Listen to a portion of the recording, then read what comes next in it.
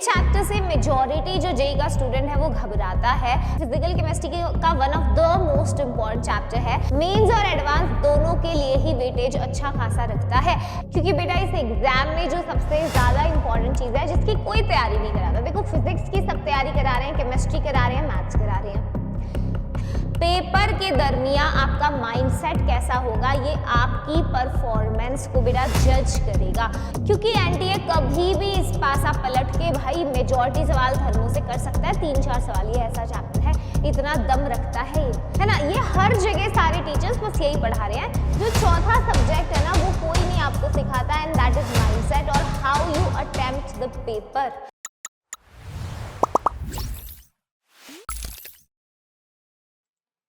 Hello my किटाइन army, this is Shilpi Kaushik AKA your Dora ma'am, जो आज जेई केमिस्ट्री का एक बहुत इंपॉर्टेंट चैप्टर कराने आए हैं, दैट इज थर्मोडायनेमिक्स। ये चैप्टर से मेजॉरिटी जो जेई का स्टूडेंट है वो घबराता है, मगर आज हम बेटा इस चैप्टर को इतने मक्खन तरीके से करेंगे कि आपके दिमाग में हर चीज जो है मतलब बिल्कुल आपके खून के हर कतरे कतरे में उतर जाने वाला है कॉन्सेप्ट। अब देखो, मैं ये कहूंगी कि फिजिकल केमिस्ट्री का one of the most important chapter है। जैसे इलेक्ट्रोकेमिस्ट्री, ऐसे thermodynamics is crucial chapter. Mains और एडवांस दोनों के लिए ही वेटेज अच्छा खासा रखता है, तो इस चैप्टर को हम जरूर स्ट्रॉन्ग करेंगे। तो बस आप ये सेशन लगा लीजिएगा ताकि थर्मोडायनेमिक्स में आपका तो भैया बेड़ा पार हो जाए, और जो आपकी शिफ्ट में क्वेश्चन आए वो आप बहुत आराम से आंसर निकाल के कराएंगे, ठीक है। तो बेटा इस सेशन के बाद मैं आपको असाइनमेंट भी दूंगी in the form of test. तो वो असाइनमेंट आप कहाँ दे सकते हो? In the course. तो जैसे मैंने पहले भी बताया, काफी बच्चे नए भी होंगे, तो आप सबसे पहले चैनल को सब्सक्राइब कर लीजिएगा। रीजन बीइंग क्योंकि इस चैनल पे आपको जेईई एग्जाम के लिए सारी चीजें कराई जाती हैं free of cost, and I mean it. जैसे आप देख सकते हो, फ्री कोर्स हमने हमारे जेईई स्टूडेंट्स के लिए लॉन्च कर दिया, जिसमें हम ये यूट्यूब का पूरा सीरीज आपको लेक्चर बाय लेक्चर पढ़ा रही हैं, ताकि डेप्थ में कॉन्सेप्ट सिखा पाएं। और आपका जो ये सेशन है, ये सारे सेशन का हमने कोर्स बना दिया फ्री, ताकि क्लास के बाद आप अपने असाइनमेंट्स को क्वेश्चंस मतलब टेस्ट की फॉर्म में सॉल्व कर पाएं, अपना रैंक कंपेयर कर पाएं। तो उसके लिए आपको कोर्स में एनरोल होना पड़ेगा, बट इट इज फ्री। तो डिस्क्रिप्शन में लिंक दे रखा है, you can check out the course link, और वहां जाके आज की क्लास का जो टेस्ट है आप दे सकते हैं, ठीक है। तो इसीलिए मैं कहती हूँ कि अगर डोरा मैम की क्लास में आए हो आप और चैनल सब्सक्राइब नहीं है तो थोड़ा सा नुकसान हो सकता है, तो make sure that you are subscribe on the channel, ठीक है। तो कनेक्टेड रहना बेटा, क्योंकि कब क्या वीडियो आता है जो आपके लिए इंपॉर्टेंट है वो इस चैनल पे होगा, मगर वो वीडियो आप तक समय पर पहुंचना जरूरी है, ताकि आप उस इंफॉर्मेशन, उस चीज को यूज करके अपना जेईई क्रैक कर पाओ, ठीक है। तो बी कनेक्टेड विद अस, और हर बच्चा जो मुझसे जुड़ चुका है, जो शिल्पी मैम से कनेक्टेड है, वो जरूर एक बार लिख देगा JEE is tough but I am tougher in the comments. So हर बच्चे से मुझे चाहिए इन द कॉमेंट इस टाइम को टैग करके लिख दीजिएगा JEE is tough but I am tougher, क्योंकि बेटा इस एग्जाम में जो सबसे ज्यादा इंपॉर्टेंट चीज है जिसकी कोई तैयारी नहीं कराता, देखो फिजिक्स की सब तैयारी करा रहे हैं, केमिस्ट्री करा रहे हैं, मैथ्स करा रहे हैं, है ना। ये हर जगह सारे टीचर्स बस यही पढ़ा रहे हैं। जो चौथा सब्जेक्ट है ना वो कोई नहीं आपको सिखाता, एंड दैट इज माइंडसेट और how you attempt the paper. Paper के दरमियान आपका माइंडसेट कैसा होगा ये आपकी परफॉर्मेंस को बेटा जज करेगा। तो इस चौथे सब्जेक्ट के लिए आपको तैयार करना है खुद को, और वो माइंडसेट आपको पूरा ऑप्टिमिस्टिक रखना है। अगर आप डरेंगे कि पता नहीं एनटीए क्या करेगा, मेरा पेपर कैसा होगा, अच्छा नहीं हुआ तो क्या होगा, मुश्किल आएगा कि आसान आएगा, ये सब सोचना आपका काम नहीं है। आप बस अपना कर्म करते जाइए और फल आपको निश्चित तौर पर मिलेगा, ठीक है, इसका यकीन रखिए। तो भाई थर्मोडायनेमिक्स का हाल फिलहाल जो वेटेज है बेटा वो इंक्रीज हो रहा है। मतलब बीच में एनटीए ने ऐसे किया था, क्वेश्चंस ड्रॉप कर दिए थे, 23 क्वेश्चन आए 2024 में, तो बच्चे बड़े खुश हो गए कि मैम थर्मो तो आया ही नहीं, तो थर्मो तो बेकार चैप्टर छोड़ देते हैं। फिर देखो 25 में सवाल बढ़ गए, इतना ही 26 में भी क्वेश्चंस आए हैं। तो इसमें हो क्या रहा है ना, आप ऐसा चैप्टर थर्मो कभी छोड़ के जा ही नहीं सकते, क्योंकि एनटीए कभी भी इस पासा पलट के भाई मेजॉरिटी सवाल थर्मो से कर सकता है। 3-4 सवाल, ये ऐसा चैप्टर है, इतना दम रखता है ये। और 24 में पता है ना पेपर आसान आया था तो कट ऑफ कितनी हाई गए थे, तो बढ़िया ही है हमारी शिफ्ट में आए थर्मो से सवाल, हम तो उसे ऐसे बना लेंगे, ठीक है। तो लेट्स गेट स्टार्टेड भाई, without wasting any time, be ready. Ready, चलो। तो सबसे पहली चीज आती है what do we mean by thermodynamics. तो चाय पी लेते, अरे अभी अभी गर्म चाय का कप लेकर आई थी, इतनी जल्दी ठंडा हो गया। चाय बिल्कुल ठंडी हो चुकी है, अब पीने का कोई फायदा नहीं है। बाय द वे, ऐसा क्यों हुआ कि जो कप के अंदर चाय मैंने रखी थी अभी टेबल पे वो ठंडी हो गई? ऐसा क्यों नहीं हो रहा कि इसने हीट सराउंडिंग से एब्जॉर्ब कर लिया और चाय उल्टा गर्म हो गई? क्या कभी ऐसा सुना है आपने? नहीं, मगर चाय ठंडी हो रही है। ये हीट चेंजेस कौन बताएगा? थर्मोडायनेमिक्स बताएगा। तो थर्मोडायनेमिक्स का अगर आप वर्ड ही तोड़ें तो थर्म मतलब हीट है और डायनेमिक्स का मतलब होता है मोशन, यानी एक ऐसा वर्ड जो हीट प्लस मोशन से मिलके बना है। तो what do we do in thermodynamics? जो भी बेटा मूवमेंट ऑफ हीट या एनर्जी की वजह से चेंजेस होते हैं, एनर्जी और उसके ट्रांसफॉर्मेशन के जो चेंजेस है सिस्टम और उसकी प्रॉपर्टीज के बीच में, ये सब थर्मोडायनेमिक्स आपको बताता है। या अभी हम बोल रहे थे कि चाय गर्म थी, ठंडी हो गई अपने आप। तो what do we do in thermodynamics है we study the movement of heat या फिर energy, we deal with the energy and its transformation for system and its properties. ठीक है, जो भी चेंजेस होते हैं वो हम स्टडी करते हैं थर्मोडायनेमिक्स में। चाहे तो डेफिनेशन लिख सकते हैं, अदरवाइज हमारे जो जेईई एग्जाम में क्वेश्चंस कैसे आते हैं, किन कॉन्सेप्ट से आते हैं, वो देखना हमारा ज्यादा इंपॉर्टेंट पर्सपेक्टिव है। ठीक है, तो थर्मोडायनेमिक्स का एक मेजर पोर्शन बेटा बेसिक टर्म्स का कॉम्प्रोमाइज करता है। तो फर्स्ट लॉ पढ़ने से पहले हम छोटी बहुत सारी टर्म्स हैं जिनको हम पढ़ते रहते हैं, तो we will discuss each term one by one. ठीक है, सबसे पहले होता है बेटा सिस्टम। अब ये सिस्टम क्या होता है? वैसे तो बहुत सारे बच्चे होंगे उनको एल्विश यादव वाला सिस्टम याद आएगा, है ना, मगर ये वो सिस्टम नहीं है।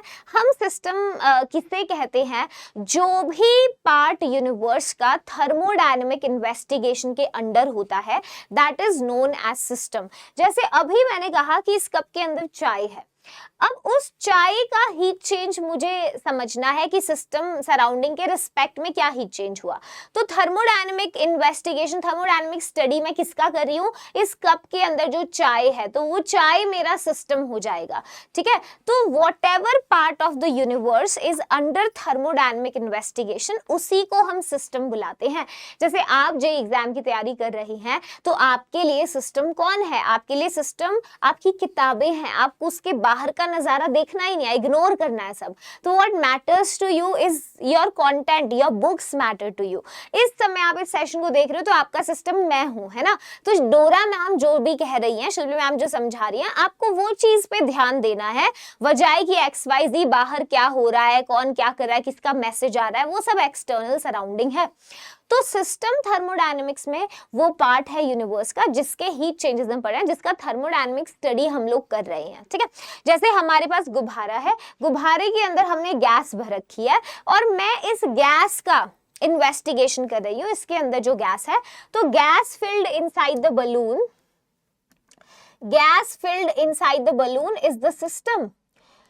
ठीक है, और बाकी सारी चीजें बेटा वो क्या कहलाएंगी? वो सराउंडिंग कहलाएंगी। बाकी सारी चीजें जो इर्द गिर्द आप देख रहे हो, दैट इज सराउंडिंग। सिस्टम और सराउंडिंग मिलकर के पूरा यूनिवर्स बनाते हैं। सिस्टम प्लस सराउंडिंग मिलकर के यूनिवर्स बनाते हैं। ठीक है, अब सिस्टम और सराउंडिंग को सेपरेट कौन कर रहा है? अगर आप देखें तो इस चाय को सराउंडिंग से सेपरेट कौन कर रहा है? इस ग्लास की वॉल, इस ग्लास की बाउंड्री, है ना, जो वॉल है ग्लास का, that is separating my system from the surrounding. तो ऐसे जो गुब्बारे की वॉल है, that is the boundary. Wall या फिर बाउंड्री हम इसे बुलाते हैं। तो ये टर्म्स हैं basic, system, surrounding and boundary, which separates the system and surrounding. अब बाउंड्री कई तरीके से होती है, दैट वी स्टडी। जैसे बाउंड्रीज हो सकती है रिजिड बाउंड्री। अब रिजिड बाउंड्री कैसा होगा? जो इमूवेबल होगा। जैसे देखिए ये ग्लास का जो बाउंड्री है, ये मूव नहीं कर सकता, मैं इसे चेंज नहीं कर सकती, बाउंड्री को, रिजिड है। तो कोई रिजिड बाउंड्री है which is not flexible, I can't change it, वो एक रिजिड बाउंड्री होती है। ऐसे ही फ्लेक्सिबल बाउंड्री होती है। अगर आप गुब्बारे को यहाँ देखें ना, तो एक फ्लेक्सिबल बाउंड्री है, आप हवा को कम ज्यादा करके इसकी बाउंड्री को आप चेंज कर सकते हैं ना, फ्लेक्सिबल है। ऐसे ही हमारे पास होती है डायाथर्मिक बाउंड्रीज, जिनके थ्रू हीट का जो ट्रांसफर है वो हो सकता है। जैसे कॉपर की बॉटल ले लो, उसमें पानी रख लिया आपने, तो उसमें हीट का लेन देन जो है हो सकता है, ठीक है। एडियाबैटिक बाउंड्री होती है जिसमें हीट का कोई भी लेन देन नहीं होता। तो ये बाउंड्रीज हैं, चाहो तो लिख सकते हो, साइड में यहीं पे लिख लेते हैं, तो लिख लेते हैं। चलिए थोड़ा सा बाउंड्री का आ जाओ, देखो तो बाउंड्री को या वॉल जो सिस्टम सराउंडिंग को सेपरेट करता है, वैसे मोटा मोटा हम दो पार्ट्स में इसको डिवाइड करते हैं। एक रियल बाउंड्री होती है और एक इमेजिनरी होती है। रियल बाउंड्री जो असल में बाउंड्री है, इमेजिनरी जिसको आपने इमेजिन किया है। मैम ये कैसा आंसर हुआ? जैसे देखिए एक ग्लास पानी है, अब पानी का जो कंटेनर है, इसकी जो वॉल्स हैं ये रियल बाउंड्री है, ये रियल बाउंड्री है ना, रिजिड पूरा असली में है दिख रहा है। इमेजिनरी बाउंड्री होगा ये जो लेयर पानी का आप देख रहे हो ना, पानी और हवा को जो सेपरेट कर रहा है, एयर और वाटर को जो सेपरेट कर रहा है, वाटर का लेयर, वो हमारे लिए इमेजिनरी बाउंड्री होता है, ठीक है। तो जनरली वी से कि अपने पास रियल बाउंड्रीज है, इमेजिनरी है। अब ये रियल बाउंड्रीज को भी हम अलग तरीके से कैटेगराइज कर लेते हैं। रियल बाउंड्री के लिए जैसे रिजिड बाउंड्री हम बोल रहे हैं, रिजिड वो है जो इमूवेबल है, मूव नहीं करेगा। जैसे प्लास्टिक की बोतल की आपकी बाउंड्री मूव नहीं करी, वो रिजिड है, ठीक है। फिर ऐसे ही हमारे पास फ्लेक्सिबल बाउंड्री होती है, जैसे गुब्बारा का केस हमने डिस्कस किया, गुब्बारे की जो वॉल्स हैं वो फ्लेक्सिबल बाउंड्री है, दैट इज मूवेबल, ठीक है, जो मूव करता है। तीसरा देखिए डायाथर्मिक बाउंड्री है, जैसे मैंने कहा कोई मेटल का बॉटल है जिसके थ्रू हीट का जो ट्रांसफर है सिस्टम सराउंडिंग के बीच में वो हो सकता है, दैट इज डायाथर्मिक बाउंड्री। और चौथा आपका एडियाबैटिक बाउंड्री है, जिसमें आप देखोगे सिस्टम सराउंडिंग में कोई हीट का लेन देन जो है नहीं होगा। तो रियल बाउंड्रीज में हम ये चार केसेस बाउंड्रीज के पढ़ते हैं, मगर ऐसा नहीं होगा कि जे में आपसे कोई बाउंड्री पे सच कोई ऐसा क्वेश्चन बनाएगा, इतना सिंपल भी नहीं पूछेंगे, but to start with basic terms हमें पढ़नी होती है सारी चीजें, ठीक है। तो आइए, तो ये हमारा था सिस्टम सराउंडिंग और बाउंड्रीज क्या है। अब यहाँ पे सिस्टम भी बेटा तीन तरीके से है जो हमें पढ़ना है, ओपन सिस्टम, क्लोज्ड सिस्टम और आइसोलेटेड सिस्टम। अब ओपन सिस्टम कौन है? ओपन सिस्टम वो है जब किसी सिस्टम में मास और एनर्जी दोनों का ही ट्रांसफर हो सकता है। मास लिख लीजिए, मैटर लिख लीजिए। मास और एनर्जी दो चीजें सोचो, मास और एनर्जी दोनों का ही बेटा जब एक्सचेंज हो सकता है। जैसे पानी का ग्लास आपके टेबल पे फिलहाल रखा है, तो पानी का ग्लास जो है इसमें वॉल्स के अक्रॉस गर्म ठंडा हीट का ट्रांसफर होता है ना। जैसे गर्म चाय थी मेरी, मैंने टेबल पे रखी, ठंडी हो गई, तो एनर्जी का ट्रांसफर हो रहा है बाउंड्री के थ्रू और मास भी हो रहा है। टॉप लेयर में जो पार्टिकल्स हैं ये इवेपोरेट भी तो हो रहे होंगे, तो मास, या फिर आप इस बॉटल को पकड़ के उल्टा कर दो तो पानी गिर जाएगा। तो मास का, मैटर का, है ना, और एनर्जी का दोनों का ही ट्रांसफर होता है, लेन देन हो रहा है सिस्टम सराउंडिंग के बीच में। ऐसे सिस्टम्स को हम ओपन सिस्टम कहते हैं। फिर क्लोज सिस्टम है। क्लोज सिस्टम में बेटा मास का एक्सचेंज नहीं होगा, मगर energy can still be exchange, energy का लेन देन होगा। जैसे इसी पानी के ग्लास को अगर आप ऊपर से ढक दें, आप प्लेट रख दें, तो एनर्जी का तो ट्रांसफर होगा वॉल्स के अक्रॉस, मगर ऊपर से आप देखिए what is not going to happen, यहां से बेटा मैटर का एक्सचेंज जो है वो रुक गया है। आइसोलेटेड सिस्टम वो है जिनमें ना तो मास का लेन देन होगा और बेटा ना ही जो है एनर्जी का लेन देन होगा। जैसे आप थर्मस फ्लास्क बोलते हैं, थर्मस फ्लास्क में आप पानी गर्म रखते हो तो गर्म ही रहता है ना, काफी देर तक, मगर थर्मस फ्लास्क एक ट्रू आइसोलेटेड सिस्टम का एग्जाम्पल नहीं होता है। कितनी ही अच्छी क्वालिटी की थर्मस फ्लास्क ले लो, आखिरकार उसमें पानी जो है नॉर्मल टेम्परेचर पे आ ही जाता है, चाय या पानी 1 दिन 2 दिन 3 दिन रहेगा बेस्ट से बेस्ट क्वालिटी, मगर अल्टीमेटली वो भाई आ ही जाएगा, हीट लॉस होगा ही उसमें। तो इसमें क्या होता है, थर्मस फ्लास्क हम वैसे इमेजिन तो नहीं, मतलब आइडियल सिचुएशन में हम मान के चलते हैं कि थर्मस फ्लास्क एक आइसोलेटेड सिस्टम है। अगर सवाल कभी दिया गया तो विल कंसिडर आइसोलेटेड। बाकी जो ट्रू, जो परफेक्ट आइसोलेटेड सिस्टम होता है ना, वो बेटा यूनिवर्स है। वो यूनिवर्स है। तो doctor strange multiverse of madness में जो कॉन्सेप्ट दिखा है पैरेलल यूनिवर्स का, अब वो साइंस फिक्शन है ना। अभी तक हमारे पास we don't have that parallel universe का कुछ प्रूफ कि ऐसा है। तो फॉर नाउ यूनिवर्स को we consider as an isolated system only, कि भाई इसमें ना मास का एक्सचेंज हो रहा है इस यूनिवर्स से, ना एनर्जी का किसी पैरेलल यूनिवर्स के साथ, वो कॉन्सेप्ट अभी नहीं है हमारे पास, ठीक है। तो ये हमारे टाइप ऑफ सिस्टम होते हैं। इसके बाद जो बेसिक टर्म्स होती हैं देखिए, that is state function and the path function. क्या होता है बेटा स्टेट फंक्शन? स्टेट फंक्शंस वो होते हैं, नाम से ही पता चल रहा है, जो इनिशियल और फाइनल स्टेट के ऊपर डिपेंड करते हैं, not on the path followed, ठीक है। तो किस पे डिपेंड करेंगे? They depend on the initial and final state, initial and final state, not on the path followed, not on path followed, not on path followed. अच्छा, state functions के बारे में एक इंपॉर्टेंट बात है बेटा, they are defined at every point, defined at each point. ये हर एक पॉइंट के ऊपर डिफाइन किए जाते हैं स्टेट फंक्शन, ठीक है। एक बात और लिखे, change in state function is not a state function. क्यों ऐसा है ma'am? Change in state function नहीं है, क्योंकि बेटा स्टेट फंक्शन वो है जो इनिशियल फाइनल पॉइंट पे डिफाइन किया जाता है, नॉट उस पे डिपेंड करता है, not on the path followed. मगर साथ ही साथ स्टेट फंक्शंस जो हैं वो हर पॉइंट पे इंडिविजुअली डिफाइन किए जाते हैं कंप्लीटली। मगर चेंज इन स्टेट फंक्शन को आप हर इंडिविजुअल पॉइंट पे नहीं डिफाइन कर सकते, वो तो दो पॉइंट्स के डिफरेंस से डिफाइन हो रहा है ना, हर पॉइंट पे नहीं होगा इंडिविजुअली। तो हम ऐसे बोलते हैं। हमारे सिलेबस में बेटा 7 स्टेट फंक्शंस है जो हमें देखने हैं, प्रेशर, वॉल्यूम, टेम्परेचर, ठीक है। इंटरनल एनर्जी यू या कैपिटल ई से डिफाइन करता है इंटरनल एनर्जी, फिर होता है एंथैल्पी, फिर होता है एंट्रोपी, फिर होता है गिब्स फ्री एनर्जी। ये 7 स्टेट फंक्शंस हैं जो आपको याद रखने हैं, ठीक है। तो state function pressure, volume, temperature, internal energy, enthalpy, entropy and G Gibbs energy. आगे आगे चैप्टर में हम सारे ही टर्म्स को अच्छे से समझेंगे, तो स्ट्रेस नहीं लेना आपने।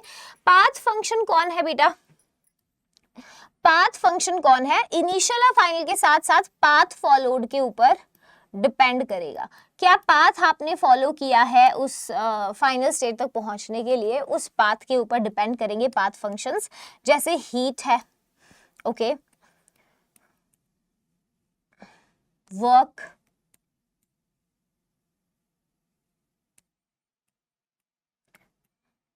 And heat capacity, heat work and heat capacity. Side में हो रही हूँ, थोड़ा नोट करना, हो सकता है मैंने कवर कर लिया है तो I will get a side, इधर हो रही हूँ, नोट कर लेना, ठीक है। चलिए, इसके बाद next we will discuss basic ही पॉइंट्स में हमारे पास एक्सटेंसिव इंटेंसिव प्रॉपर्टीज हैं। बेटा एक्सटेंसिव प्रॉपर्टीज और इंटेंसिव को अगर आपने समझना है तो आप इनसे याद रखिए इंडिपेंडेंट, इनसे याद रखिए इंडिपेंडेंट। तो इंटेंसिव प्रॉपर्टीज वो होती हैं which are independent of amount, independent of amount, जबकि एक्सटेंसिव है they are dependent on amount, dependent on the amount of substance. इतना छोटा डेफिनेशन लिखे मैम, अभी समझ लीजिए। तो एक्सटेंसिव वो हैं जिनको अमाउंट से फर्क पड़ेगा, they will be impacted by the amount, जबकि इंटेंसिव इंडिपेंडेंट होंगी अमाउंट की। समझने के लिए आप देखिए, जैसे इस कमरे में, या आप सोच लीजिए एक हमारे सामने कंटेनर है, इस कंटेनर में हमने गैस को फिल कर रखा है और टोटल वॉल्यूम बेटा कंटेनर का क्या है? मैंने कहा टोटल वॉल्यूम V है, मैंने कहा number of moles total N है कंटेनर में। अब आपने क्या किया? अब आपने एक दीवार लगा दी कंटेनर के बीच में, आपने एक बाउंड्री बना दी। कंटेनर को मैंने दो पार्ट्स के अंदर दो बराबर हिस्सों में बांट दिया।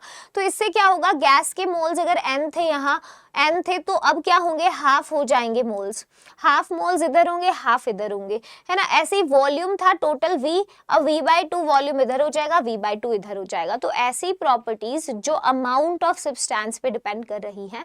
अगर आप देखो, अमाउंट ऑफ सब्सटेंस भी छोड़ो, मतलब आप बस ये सोचो कि भाई इसमें गैस था, गैस पूरे कंटेनर में था, volume total V, moles N।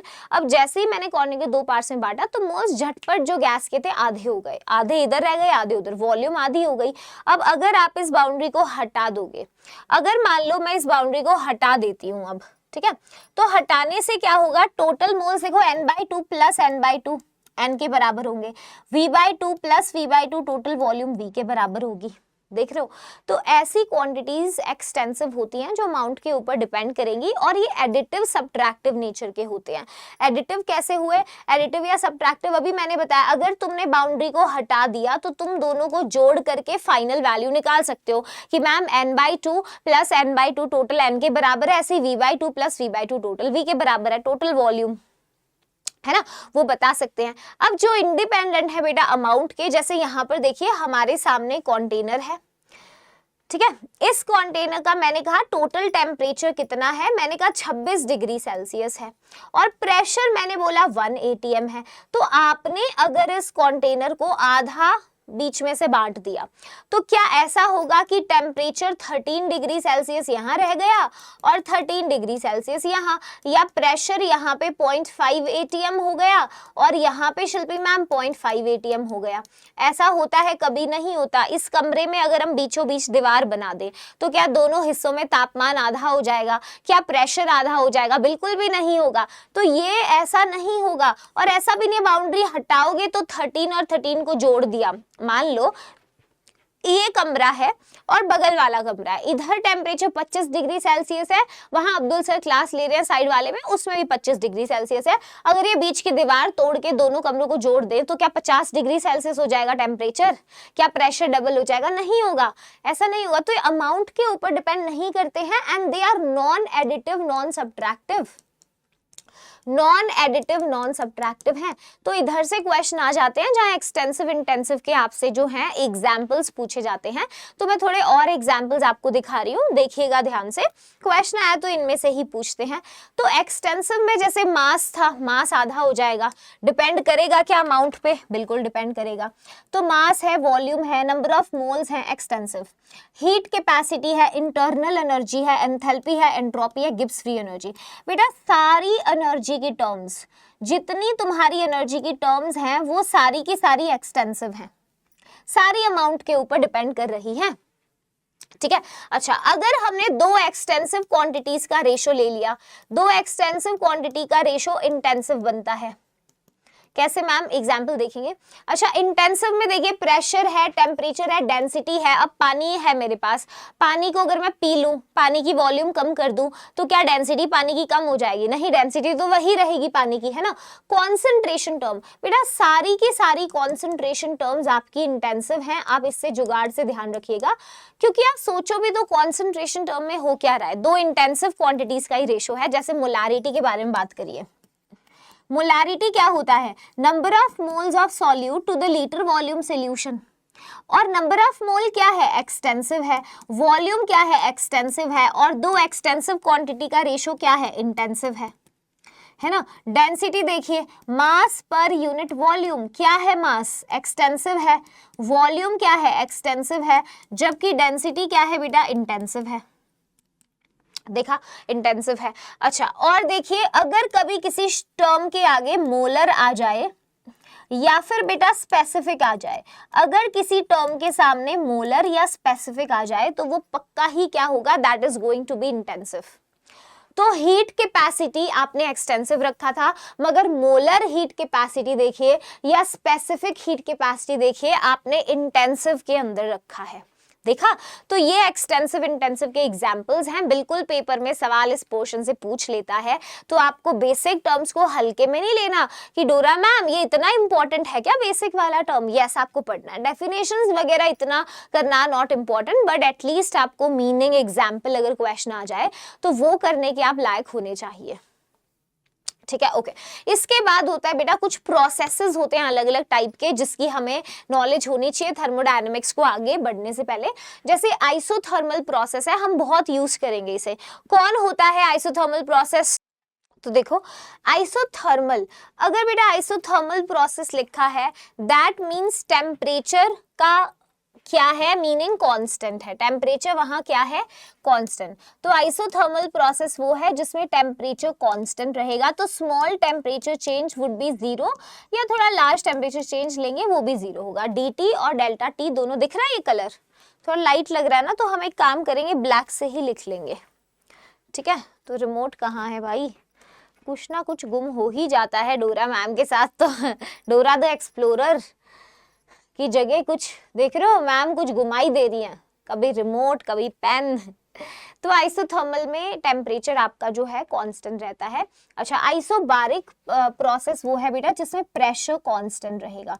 तो प्रेशर कांस्टेंट है तो small pressure change dp 0 delta P 0, ठीक है। आइसोकोरिक प्रोसेस में आपका वॉल्यूम कांस्टेंट रहेगा, तो स्मॉल वॉल्यूम चेंज dV 0 है, larger volume change delta V कैसा होगा, 0 होगा। फिर एक एडियाबैटिक प्रोसेस होता है जिसमें हीट का लेन देन जो है सिस्टम और सराउंडिंग के बीच में नहीं होता है, तो there would be no exchange of heat between the system and the surrounding, that is adiabatic. तो यूजुअली ये तीन प्रोसेस जो चार हैं, आइसोथर्मल, आइसोबारिक, आइसोकोरिक और एडियाबैटिक से हम डील करते हैं। जो तीन प्रोसेस का वर्क है यूजुअली इनके क्वेश्चन मेंस में ज्यादा होते हैं, एडवांस में एडियाबैटिक को थोड़ा ज्यादा पसंद किया जाता है, ठीक है। एक और प्रोसेस होता है साइक्लिक प्रोसेस, जिसको हम पढ़ते हैं। साइक्लिक प्रोसेस विल बी जहां आप साइकिल तो बन ही रही होगी, इनिशियल और फाइनल पॉइंट जो है सेम ही होता है। जैसे प्रेशर वर्सेस वॉल्यूम लिया, आप स्टेट ए से चले, ए से प्रोसेस बी हुआ, ए से बी, बी से आप सी गए और सी से वापस ए पर आ गए हैं, ठीक है। तो इनिशियल और फाइनल स्टेट सिस्टम का सेम ही हो चुका है और एक क्लोज साइकिल बनी है, ये साइक्लिक प्रोसेस होता है। ओके एक बात ध्यान रखना बेटा, किसी भी साइक्लिक प्रोसेस के लिए जो चेंज इन स्टेट फंक्शन है वो 0 होता है। चेंज इन स्टेट फंक्शन, जितने आपने स्टेट फंक्शंस पढ़े थे, तो साइक्लिक प्रोसेस के लिए चेंज इन स्टेट फंक्शन हमेशा 0 होगा। डेल्टा P 0 होगा, डेल्टा T 0 होगा, डेल्टा V 0 होगा, डेल्टा U 0 होगा, एटसेट्रा। जितने 7 स्टेट फंक्शन है सबके चेंज साइक्लिक प्रोसेस के लिए 0 होंगे, क्योंकि आप खुद ही सोचिए इनिशियल और फाइनल स्टेट पे डिपेंड करते हैं और आपका इनिशियल फाइनल स्टेट सेम ही हो जा रहा है, तो that is going to become 0 only, ठीक है। अच्छा, कुछ ग्राफ है, इस ग्राफ से हम सारे प्रोसेस को समझेंगे। देखिए मैंने प्रेशर वर्सेस वॉल्यूम प्लॉट किया है, तो ये वाला जो लाइन आप देख रहे हो हॉरिजॉन्टल, ये आइसोबारिक प्रोसेस को करस्पॉन्ड करता है, क्योंकि बेटा देखो ये कांस्टेंट प्रेशर पे हो रहा है और कांस्टेंट प्रेशर की जो लाइन है वो आइसोबारिक प्रोसेस है, ठीक है। ऐसे ही देखिए आइसोकोरिक प्रोसेस की लाइन, यहाँ पे इस पूरे प्रोसेस के दरमियान आपका वॉल्यूम, इधर प्रेशर कांस्टेंट था आइसोबारिक, जहां वॉल्यूम कांस्टेंट रहा पूरे प्रोसेस के दरमियान, वो आपका आइसोकोरिक प्रोसेस है, ठीक है। अगर आप आइसोथर्मल और एडियाबैटिक में देखो तो आइसोथर्मल एडियाबैटिक दोनों में ही रेक्टेंगुलर हाइपरबोला बना है, मगर स्लोप का फर्क होता है। एडियाबैटिक प्रोसेस का स्लोप ज्यादा स्टीप है, आगे क्लासेस में हम इस पे डिस्कशन भी करेंगे, ज्यादा स्टीप है। आइसोथर्मल प्रोसेस में पीवी कांस्टेंट होता है और एडियाबैटिक में PV raise to power gamma constant होता है। तो एडियाबैटिक प्रोसेस का जो स्लोप होता है वो आइसोथर्मल से गामा टाइम्स ज्यादा होता है, तो वी से दैट एडियाबैटिक का slope is gamma times more than the isothermal. और ये चीज पे हम आगे डिस्कशन करते हैं काफी डिटेल में, हम डिराइव भी करेंगे, तो ये चीज है, इसको नोट कर लीजिएगा। साइक्लिक प्रोसेस, अच्छा साइक्लिक प्रोसेस क्लॉकवाइज अगर कभी है तो वर्क उसमें नेगेटिव होता है। Clockwise the work would be clockwise process के लिए वर्क नेगेटिव होगा और एंटी क्लॉकवाइज के लिए वर्क पॉजिटिव होगा। अब ये जो आप एरो का डायरेक्शन देखते हो, ये आपको बताता है कंप्रेशन हो रहा है कि एक्सपेंशन हो रहा है, मतलब वॉल्यूम ओवरऑल कंप्रेस हुआ या एक्सपैंड हो गया है, तो ये आप बताते हो यहाँ से, ठीक है। नोट करिएगा अगेन। नहीं नहीं, तुम्हारा लाइट नहीं गया है, मजा तो आ रहा है ना सेशन में, चलो बढ़िया। ये जो अभी अंधेरा हो गया था कुछ देर पहले, जेई की तैयारी भी ऐसी ही लगती है ना, एकदम अंधेरे में। क्या हम जो पढ़ रहे हैं वो सही है? कब क्या पढ़ना है, कौन सा हाई वेटेज टॉपिक है, कहां से ज्यादा क्वेश्चन आते हैं, कुछ नहीं पता। बस कोई रोशनी बनकर आए और एक ऐसा रास्ता दिखा दे कि कब क्या पढ़ना है, कितना पढ़ना है, यहाँ से सबसे ज्यादा सवाल आते हैं, तो ये अंधकार अपने आप ही गायब हो जाएगा। तो बेटा कुछ ऐसा ही है हमारा एकलव्य टेस्ट सीरीज, जिसमें हमने दिन रात ये मान लो इतनी मेहनत करी है तुम्हारे लिए, एग्जैक्ट डिकोड कर दिया है जेई एग्जाम का पेपर पैटर्न, और इस साल इसी टेस्ट सीरीज से सबसे ज्यादा सवाल मैच करेंगे, डंके की चोट पे कहते हैं। इसमें हर हफ्ते आपके शेड्यूल टेस्ट रहेंगे कुछ स्पेसिफाइड टॉपिक्स के ऊपर, उसी हिसाब से आपको अपनी तैयारी करते हुए चलना। चलो सेशन को कंटिन्यू करते हैं। तो प्रोसेस देख लिया सारे टाइप के प्रोसेस। इसके बाद देखो नेक्स्ट जो अगेन हमारी टर्म्स हैं, अभी टर्मिनोलॉजी खत्म नहीं हुआ भाई, थर्मोडायनेमिक्स में काफी सारे टर्म्स वाले सेक्शन होते हैं। तो इसके बाद बेटा अपना होता है इरिवर्सिबल और रिवर्सिबल प्रोसेस। देखो प्रोसेस समझना बहुत जरूरी है, क्योंकि यही रिवर्सिबल इरिवर्सिबल वाली जो चीज होती है ये हमें आगे काफी जो क्वेश्चंस हैं उनमें वर्क निकालना है। प्रोसेस हमें पता होना चाहिए, क्योंकि इनके वर्क डन के फॉर्मूले भी अलग हैं, तो वी शुड नो कि व्हाट इज द डिफरेंस। ठीक है, तो देखिए रिवर्सिबल इरिवर्सिबल और इरिवर्सिबल प्रोसेस क्या होता है, जैसे कि आप मान लीजिए आपने एक कंटेनर में गैस भरा है, ऊपर पिस्टन रख दिया। ठीक है, पिस्टन के ऊपर आपने 7 किलो सैंड ले लिया है रैंडम कोई मतलब हैवी वेट मैंने रख दिया।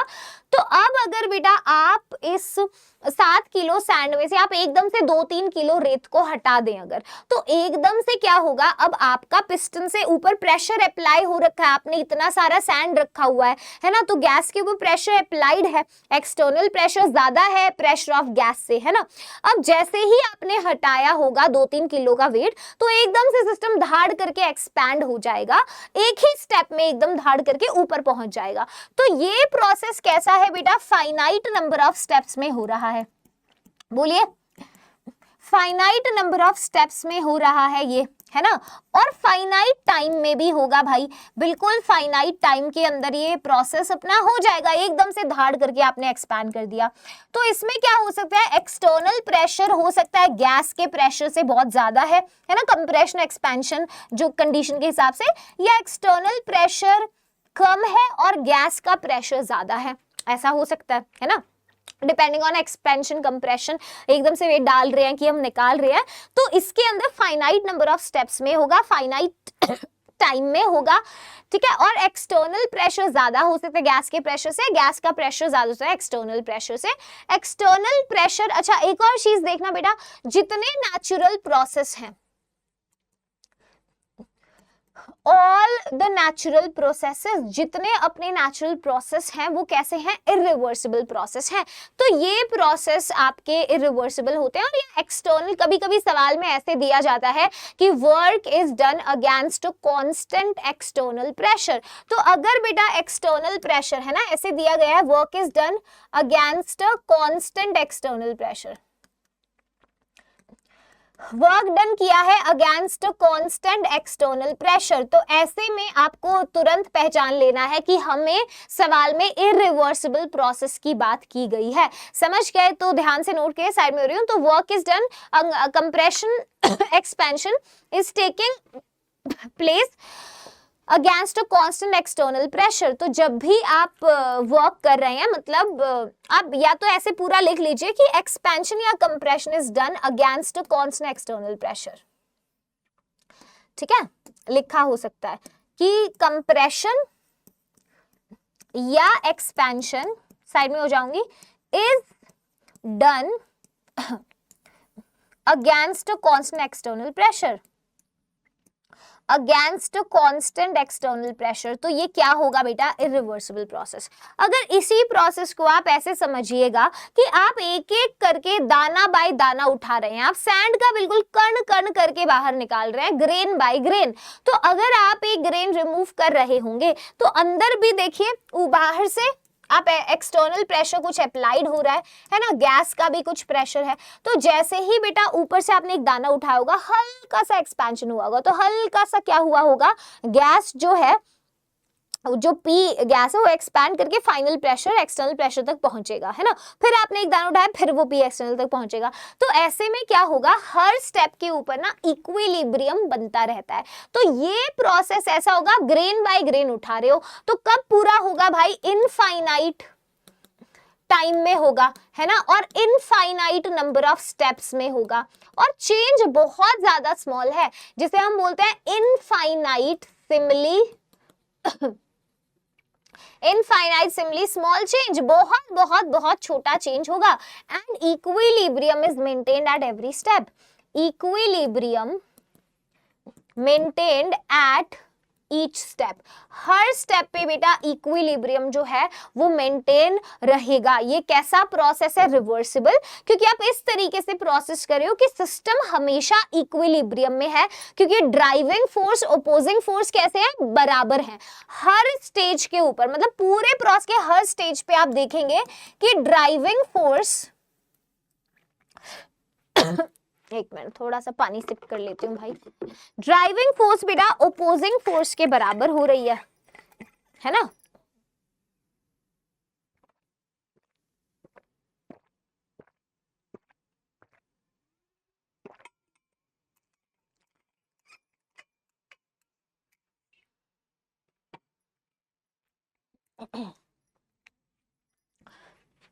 बराबर होगा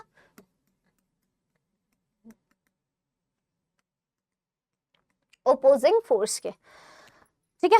अच्छा, तो आप देखिए जरा, जो एक्सटर्नल प्रेशर आपने लगाया वो किसके बराबर होगा? इंटरनल या pressure of gas plus minus small change जो भी प्रेशर में आया है।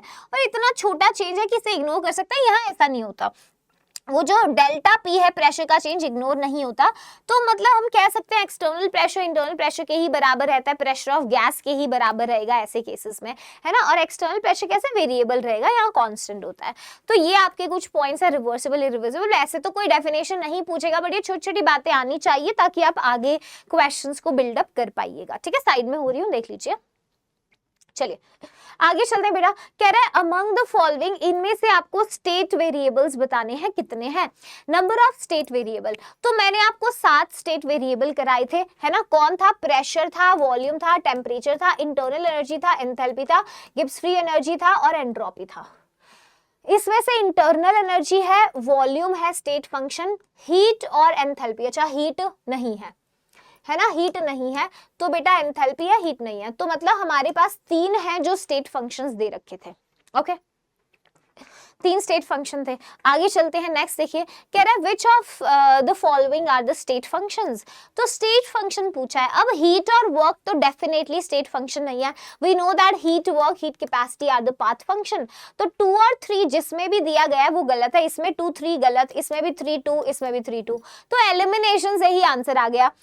ये देखो आगे H माइनस टी एस हम पढ़ेंगे, गिब्स फ्री एनर्जी है और ये फर्स्ट लॉ में आप पढ़ोगे। वैसे इंटरनल एनर्जी चेंज होता है फर्स्ट लॉ के हिसाब से, पर आपने लिखा था वो स्टेट फंक्शन है। बट यहाँ क्वेश्चन में इंडिविजुअल मतलब हम बोल रहे हैं U के बराबर आया which is the state function, तो हम कंसिडर कर रहे हैं, ठीक है।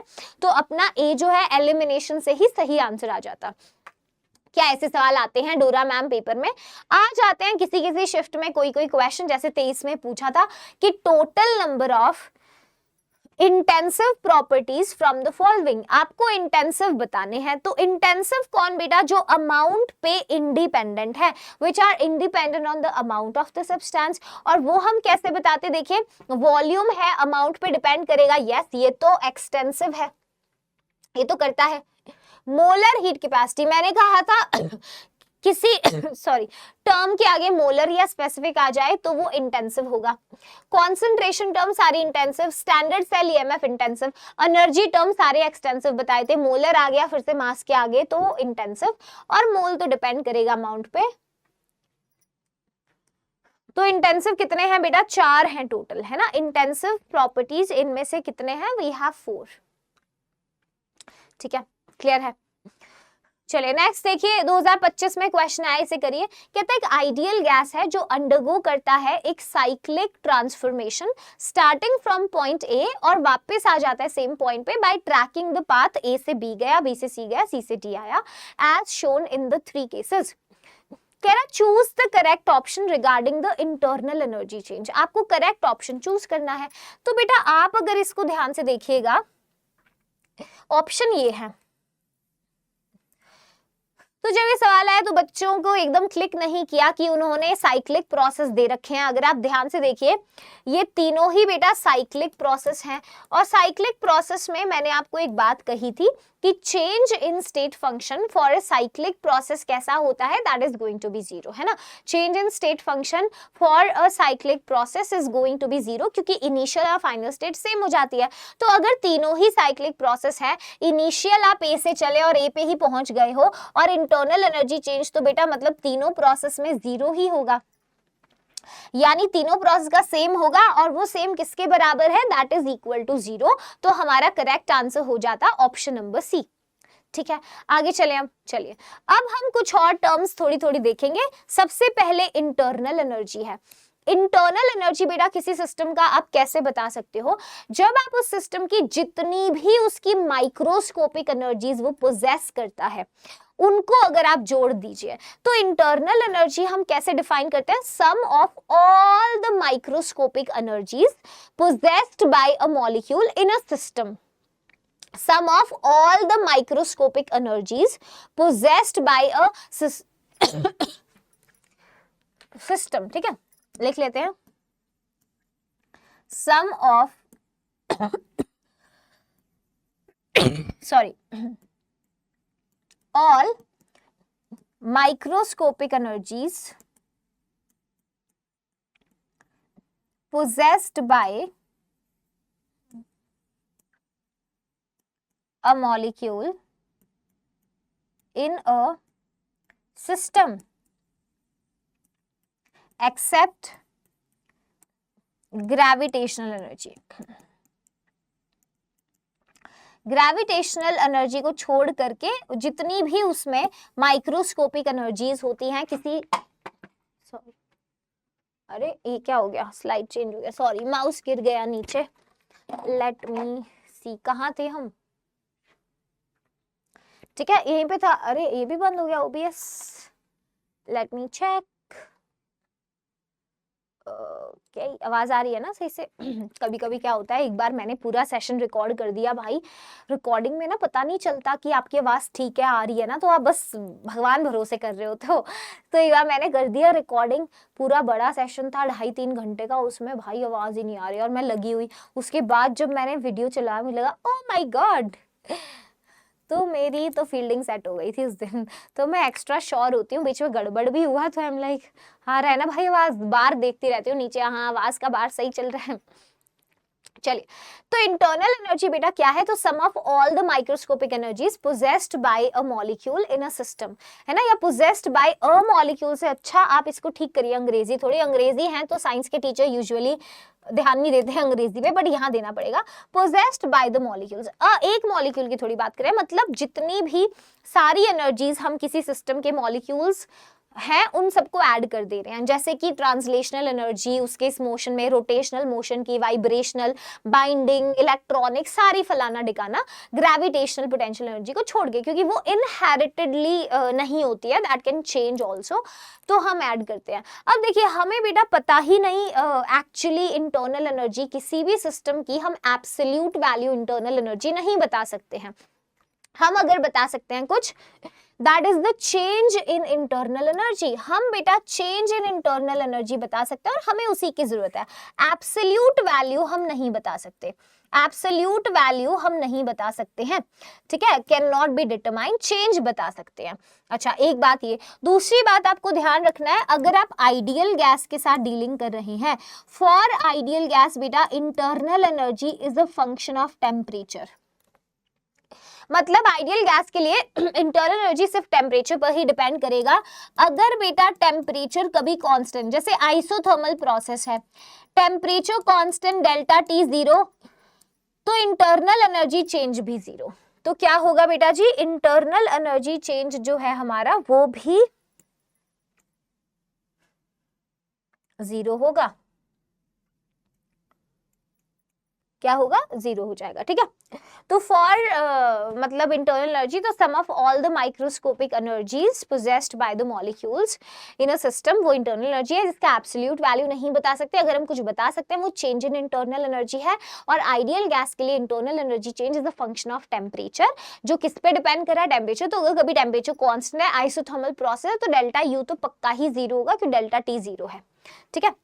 इसके बाद अगला पॉइंट जो हम पढ़ते हैं दैट इज द हीट। अब हीट के बारे में देखिए बेटा, हीट में be defined as quantity of energy. देखो क्वांटिटी ऑफ एनर्जी, एनर्जी को फ्लो कराने का एक तरीका होता है हीट, ठीक है। तो quantity of energy which flows between a system and surrounding on account of temperature difference. तो दो बॉडीज के बीच में जब टेम्परेचर डिफरेंट होता है तो तब जो हम देखते हैं द क्वांटिटी ऑफ एनर्जी, तो हीट फ्लो होता है। अब ये जो हीट फ्लो होता है ये हमेशा बेटा कहाँ से कहाँ होगा, it will always go from high temperature to the low temperature. तो सर्दियों में हम ऐसा करते हैं ना, अपने ठंडे हाथ किसी के लगा देते हैं, भाग के मम्मी के, भाई के, है ना, तो हमें बहुत मजा आता है कि भाई हमारे ठंडे हाथ है, लगा दिया, कोई इंसान अपने रजाई में घुसा उसको गर्म हाथ लगा दिया तुमने, तो ऐसे इरिटेट करने में बहुत मजा आता है। ऐसा क्यों हम करते हैं, क्योंकि हीट का जो फ्लो है वो कहाँ से कहाँ है, हॉट से कोल्ड बॉडी की तरफ होता है, हाई टेम्परेचर से लो टेम्परेचर की तरफ हीट का स्पॉन्टेनियस फ्लो होता है, ठीक है। तो हीट फ्लो कहाँ होगा बेटा, हाई टेम्परेचर से लो, तो हमें महसूस होता है, अच्छा लगता है, ठंडे हाथ लगा, भाई गरम गरम हीट आ गई, हमारे हाथ गरम हो गए, है ना, तो इसीलिए हम भाई ऐसा फील करते हैं। अब हीट में आपको अच्छा वर्क भी हमें थोड़ा सा देखना है, वर्क भी क्या है, मोड ऑफ एनर्जी ट्रांसफर है। देखो हीट और वर्क के लिए एक बात यहां लिखवाऊंगी, देखना जरा, heat and work are boundary properties. देखना बेटा, हीट और वर्क क्या होते हैं, दे आर बाउंड्री प्रॉपर्टीज, ठीक है, बाउंड्री प्रॉपर्टीज होते हैं। इसका मतलब जैसे मान लीजिए पॉइंट ए है और ये पॉइंट बी है, अगर आपको पॉइंट ए से पॉइंट बी में जो है एनर्जी को ट्रांसफर कराना है, एनर्जी को फ्लो कराना है, एक पॉइंट से लेकर दूसरे पॉइंट पे पहुंचाना है, तो जो हमारा एनर्जी होता है बहुत ईगोइस्टिक होता है। इसको कहता है, लगता है एनर्जी को, मैं क्यों खुद चल के जाऊं भैया, मैं क्यों चल के जाऊं, मैं तो वीवीआईपी, मैं तो एनर्जी हूं, मैं तो पूरी दुनिया की करता धरता हूं, तो मैं क्यों खुद चल के जाऊं। तो एनर्जी खुद फ्लो नहीं होता, एनर्जी रादर हीट या वर्क के टर्म्स में फ्लो करता है। तो अगर मान लीजिए, देखिए जितना एनर्जी को यहां से यहां पहुंचाना है, तो एनर्जी बाउंड्री पे कन्वर्ट होगा हीट में, और इसकी बाउंड्री तक हीट के रूप में फ्लो कर रहा है या फिर वर्क के रूप में। तो ये बाउंड्री पे जनरेट होने वाली प्रॉपर्टी है, इसीलिए केमिस्ट्री में Q और DQ सेम ही बात होती है, W या DW सेम ही होता है, कुछ अलग नहीं होता, क्योंकि बाउंड्री प्रॉपर्टीज होते हैं, बाउंड्री पर आ रहे हैं, और किस लिए, हीट फ्लो के लिए, मतलब एनर्जी के, सॉरी, उसके लिए, ट्रांसफर के लिए। So they are basically modes of energy transfer, energy transfer करने के तरीके होते हैं हीट एंड वर्क, ठीक है। अच्छा, अब इसमें साइन कन्वेंशन है, थोड़ा सा आपको ध्यान रखना है, वो साइन कन्वेंशन यहाँ पे सुनिए। जैसे हमारे सामने ना सिस्टम है, ये अपना सिस्टम है बेटा, अगर सिस्टम से कभी भी बेटा हीट बाहर जाएगा, सिस्टम ने हीट रिलीज किया तो वो नेगेटिव होता है, अगर सिस्टम को बेटा हीट मिला तो वो पॉजिटिव होता है। तो कभी भी अगर सिस्टम रिलीज कर रहा है heat that is going out of the system is negative, the heat that is coming inside the system, heat gained by the system positive है, heat released by the system negative है, ठीक है। अच्छा, ऐसे ही बेटा देखिएगा, work done on the system, work done on the system positive है, work done by the system negative है। तो अगर सिस्टम काम करेगा तो भैया नेगेटिव वर्क, अगर सिस्टम पे काम किया गया तो पॉजिटिव, सिस्टम ने हीट दी तो नेगेटिव, सिस्टम को हीट मिली तो पॉजिटिव। तो heat given to the system plus release out of the system negative, work done by the system negative, work done on the system positive, ठीक है। अच्छा, कुछ आपको ना यहाँ पे यूनिट कन्वर्जन्स की जरूरत पड़ता है, जो केमिस्ट्री में हम वर्क यूज करते हैं यहाँ पे केमिकल थर्मोडायनेमिक्स में, बेटा वो पीवी वर्क होता है, the work that is equal to minus P external into DV. तो केमिस्ट्री में हम पीवी वर्क के साथ जो है खेला खेलेंगे, ठीक है। तो अब इसमें आप देखिए, जो वर्क है, प्रेशर की यूनिट तो एटीएम और वॉल्यूम की यूनिट लीटर। तो मैम ये कौन सा वर्क है जो लीटर एटमॉस्फेयर में नापा जा रहा है, हमें तो नहीं पता इसके बारे में। तो बेटा लीटर एटमॉस्फेयर वाला जो वर्क है वो तो हमें नहीं पता, तो हम कैसे मैम बताएंगे ये कौन सा वर्क है लीटर एटमॉस्फेयर वाला। तो हम इसे जूल्स, किलो जूल्स में कन्वर्ट करेंगे, क्योंकि हम ज्यादा इन यूनिट्स के साथ डीलिंग करते हैं। तो 1 लीटर एटमॉस्फेयर बेटा 101 या 101.325 होता है, जिसको राउंड ऑफ करके हम 101 ले लेंगे। 1 लीटर बार बेटा 100 जूल होता है, 1 पास्कल लीटर 10⁻³ जूल होता है, और 1 कैलोरी 4.18 जूल, 1 जूल 10⁻7 अर्ग। साइड में हो रही हो, इसको नोट जरूर कर लेना, दिस इज इंपॉर्टेंट स्टफ। ठीक है। तो ये सारे आपके जो हैं, आपको वैसे तो जब जेईई एडवांस में क्वेश्चन आता है तो यूनिट कन्वर्जन ऐसा दे देते हैं, मेंस में यूजुअली नहीं दिया होता, आपको खुद निकालना होगा, बट इतना मुश्किल भी नहीं है, लास्ट स्टेप में कन्वर्जन करना है, बट आपको ये यूनिट्स आनी चाहिए। हम क्योंकि पीवी वर्क के साथ डील करते हैं पूरा केमिस्ट्री, केमिकल, थर्मोडायनेमिक्स में, तो वी नीड इट। ओके, चलिए आगे देखिए बेटा, next point is first law of thermodynamics, float.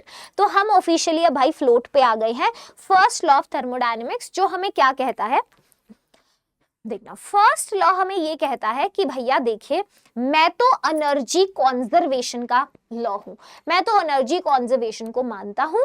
तो ऐसा होता है, एनर्जी, बहुत सिंपल सी बात जो आप हमेशा पढ़ते हैं कि energy can neither be created nor be destroyed. Energy can neither be created nor be destroyed. अच्छा, इतना ही लिख लो भी, energy can neither be created nor be destroyed. बस इसको हम क्या कर सकते हैं, कन्वर्ट कर सकते हैं एक स्टेट से दूसरी स्टेट में, converted from one form to another, एक फॉर्म से दूसरे में भाई कन्वर्ट कर सकते हैं, क्रिएट या डिस्ट्रॉय तो नहीं कर सकते, है ना। वो एनर्जी कंजर्वेशन का प्रिंसिपल है। तो मैथमेटिकल इसका जो एक्सप्रेशन होता है वो अपने लिए ज्यादा काम का होता है, अगर हम जेईई पॉइंट ऑफ व्यू से देखें तो। जैसे मान लीजिए ये आपके पास बेटा एक सिस्टम है, यू हैव सिस्टम, मैंने कहा सिस्टम की इंटरनल एनर्जी है यू आई, ये सिस्टम का इंटरनल एनर्जी है यू आई। अगर बेटा सिस्टम के ऊपर मान लो कुछ में हम Q amount of heat system को दे दें और कुछ Q W amount of work हम सिस्टम पे कर दें, मैंने क्या कहा, मैंने कहा कि हमने क्या किया, सिस्टम है हमारे पास जिसका इनिशियल इंटरनल एनर्जी यू आई है अपने पास। तो मैंने कहा अगर इस सिस्टम को कुछ हम क्यू अमाउंट ऑफ हीट बाहर से दे दें या कुछ डब्ल्यू अमाउंट ऑफ वर्क हम इसके ऊपर कर दें, तो बेटा इसका फाइनल इंटरनल एनर्जी क्या होगा, इसकी इनिशियल इंटरनल एनर्जी में जोड़ दो, इसको कितना हीट मिला और कितना वर्क आपने किया, ठीक है, जिसको हम लिख सकते हैं final internal energy minus initial Q plus W। यही क्या होता है, दिस इज डेल्टा U। तो मतलब डेल्टा U क्या है, Q प्लस W के बराबर, ठीक है। तो ये है बेटा आपका फर्स्ट लॉ ऑफ थर्मोडायनेमिक्स की चेंज इन इंटरनल एनर्जी जो है, आप देखिए वो किसके बराबर है, हीट चेंज या हीट जो भी इन्वॉल्व हो रहा है सिस्टम सराउंडिंग के बीच में प्लस जो भी वर्क इन्वॉल्व है, delta U is equal to Q plus W। अब यहाँ पे साइन कन्वेंशंस इंपॉर्टेंट है क्योंकि फर्स्ट लॉ के जो क्वेश्चंस होते हैं इनमें साइन कन्वेंशंस हमारे लिए इंपॉर्टेंट है। फिर से रिवाइज कराऊंगी, वैसे हम पढ़ चुके हैं साइन कन्वेंशन, बट देखिए वही सेम रूल कि सिस्टम छोटा बच्चा है, अगर सिस्टम से आपने, छोटी बच्ची हो क्या, सिस्टम से हीट आपने निकाली तो नेगेटिव, सिस्टम को अगर हीट मिली तो पॉजिटिव, सिस्टम से आपने काम कराया तो नेगेटिव, सिस्टम के ऊपर आपने काम किया तो पॉजिटिव, छोटा सा बात है, ठीक है। ऐसे कभी भी नेट गेन होता है एनर्जी का सिस्टम के द्वारा तो पॉजिटिव, अगर नेट लॉस होता है एनर्जी का सिस्टम के द्वारा वो नेगेटिव। ये सारी बातें तो हम लिख चुके थे पहले भी। तो अब ये बात ध्यान रखना, फिजिक्स के अंदर और केमिस्ट्री के अंदर साइन कन्वेंशंस अलग होते हैं। तो जब आप अब्दुल सर के साथ फिजिक्स पढ़िएगा तो आप कंफ्यूज मत होइएगा उसमें, ठीक है। क्वेश्चन कहता है during compression of a spring the work done is 10 kilo joules. Compression of a spring में बेटा वर्क डन जो है वो 10 किलो जूल्स है। एंड अच्छा, अब आप ये देखिए कि स्प्रिंग के कंप्रेशन की बात चल रही है तो work is done on the system तो पॉजिटिव है। कहता है heat 2 kilo joule heat escape हो गई सराउंडिंग में, तो मतलब हीट बेटा सिस्टम से निकली है तो नेगेटिव होगी। तो चेंज इन इंटरनल एनर्जी बताइए, तो फर्स्ट लॉ लगाएंगे Q plus W that is -2 + 10। कोई यूनिट कन्वर्जन है नहीं, सीधा सा, ये तो बहुत सिंपल छोटू सा सवाल था। ऐसे क्वेश्चन में थोड़ा आप फॉर्मूला याद रख सकते हो। अच्छे क्वेश्चंस आते हैं वर्क डन के प्रोसेस से, मतलब वर्क रिलेटेड क्वेश्चंस आते हैं आपके एग्जाम में, तो आपको वर्क का एक्सप्रेशन अलग अलग प्रोसेस का ध्यान में रखना है, यू शुड रिमेंबर दैट, ठीक है। सबसे पहले बेटा हमारे पास आइसोकोरिक प्रोसेस होता है। तो आइसोकोरिक प्रोसेस कौन है, जिसमें हमारा वॉल्यूम कांस्टेंट था। अगर वॉल्यूम कांस्टेंट था बेटा तो dV क्या होगा, 0, यानी डेल्टा V भी 0। और वर्क क्या होता है, वर्क क्या है, -P dV केमिस्ट्री में, तो डेल्टा V 0 तो वर्क तो बेटा 0 हो जाएगा, वर्क जीरो होगा। अब फर्स्ट लॉ ऑफ थर्मोडायनेमिक्स से देखिए delta U is equal to Q plus W, और मैंने कहा आइसोकोरिक प्रोसेस है तो वर्क जीरो हो गया, तो मतलब हीट चेंज कांस्टेंट वॉल्यूम पे इंटरनल एनर्जी चेंज के बराबर है। देखिए हीट चेंज कांस्टेंट वॉल्यूम पे जो हीट चेंज है वो किसके बराबर है, चेंज इन इंटरनल एनर्जी के। ये आप बहुत ज्यादा यूज करेंगे आगे चल के, ठीक है।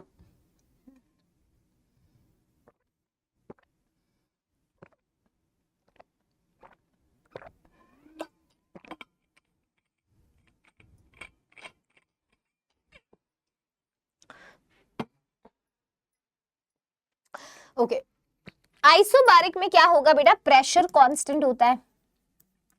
यहाँ पे वर्क का सिंपल एक्सप्रेशन है minus P V2 minus V1, ठीक है। Okay external pressure final pressure जो भी है V2 minus V1। Isothermal process में बेटा टेम्परेचर कांस्टेंट रहेगा, delta T is going to be zero. Isothermal आप रिवर्सिबल तरीके से करा सकते हैं और बेटा आप इरिवर्सिबल से करा सकते हैं। तो इरिवर्सिबल में आपको पता है work is done against constant external pressure, तो minus P external V2 minus V1। कभी वॉल्यूम डेटा सब्स्टिट्यूट करना है तो आप ideal gas equation PV is equal to nRT को यूज कर सकते हैं, V is equal to nRT upon P, है ना। ये कई जगह पे यहाँ लिख देते हैं, कई जगह यूज हो सकता है। अच्छा रिवर्सिबल प्रोसेस में क्या होता है, work is minus nRT lawn V2 upon V1, ठीक है। क्योंकि बेटा टेम्परेचर कांस्टेंट है और constant temperature amount of gas constant ले लो तो बॉयल्स लॉ कहता है कि प्रेशर वॉल्यूम के इनवर्सली प्रोपोर्शनल है। कौन सा लॉ है मैम, ये बेटा आपका बॉयल्स लॉ है, प्रेशर वॉल्यूम के इनवर्सली प्रोपोर्शनल है बॉयल्स लॉ। तो अगर हम यहाँ पे ध्यान से देखें पीवी कांस्टेंट होता है, पीवी कांस्टेंट तो मैं कह सकती हूँ P1 V1 P2 V2 के बराबर है मैम, है ना। तो इसका मतलब बेटा V2 अपॉन V1 को मैं P1 अपॉन P2 लिख सकती हूँ। तो आप एक्सप्रेशन में अगर वॉल्यूम का ना प्रेशर का डेटा दिया है तो minus nRT lawn P1 upon P2 भी लिख सकते हैं। और आपको पता है लॉन x क्या होता है, 2.303 log x। तो आप ये सब्स्टिट्यूट करके इसको लॉग के फॉर्म में भी लिख सकते हो कि minus 2.303 nRT log V2 upon V1 या minus 2.303 nRT log P1 upon P2, ठीक है। तो ये होगा work involve in the reversible process. ऐसे ध्यान रख सकते हो आप, रिवर्सिबल के फॉर्मूले में इंटीग्रेटेड एक्सप्रेशन है क्योंकि बहुत सारे छोटे छोटे स्टेप्स को जोड़ा होगा तो तब हम इंटीग्रेशन करते हैं, would be easy to remember. कहीं पे आपको जरूरत है आइडियल गैस इक्वेशन आप यूज कर सकते हैं, वो आपको पता ही है। अच्छा इधर ही एक और चीज लिख लेते हैं हम, फ्री एक्सपेंशन में वर्क डन, इससे भी बेटा क्वेश्चन आ जाते हैं। फ्री एक्सपेंशन में या फिर वैक्यूम में अगर वर्क डन पूछा जाए तो वैक्यूम में बेटा क्या होता है ना, कोई एक्सटर्नल प्रेशर लगाने के लिए गैस नहीं होती है। एक्सटर्नल प्रेशर अगर जीरो है तो आप जानते हो minus P external into delta we, तो प्रेशर एक्सटर्नली जीरो हो गया तो वर्क डन जीरो। तो वैक्यूम या फ्री एक्सपेंशन में जो वर्क इन्वॉल्व होता है वो जीरो ही होगा, इस बात को आप ध्यान रखिएगा, ठीक है। तो ये हमारे वर्क डन है, इनके डेरिवेशंस की आपको जरूरत है नहीं वैसे एज सच कि आप डिराइव करें। आपको जो क्वेश्चंस आते हैं एग्जाम में बहुत to be direct work done calculate करिए, वो सब के रिलेटेड क्वेश्चंस आते हैं, ठीक है। तो हम एक सवाल देख लेंगे और चैनल को आगे बढ़ने से पहले सब्सक्राइब जरूर कर लेना भैया, ऐसा ना हो चैनल सब्सक्राइब नहीं है तो अगला वीडियो कैसे देखोगे।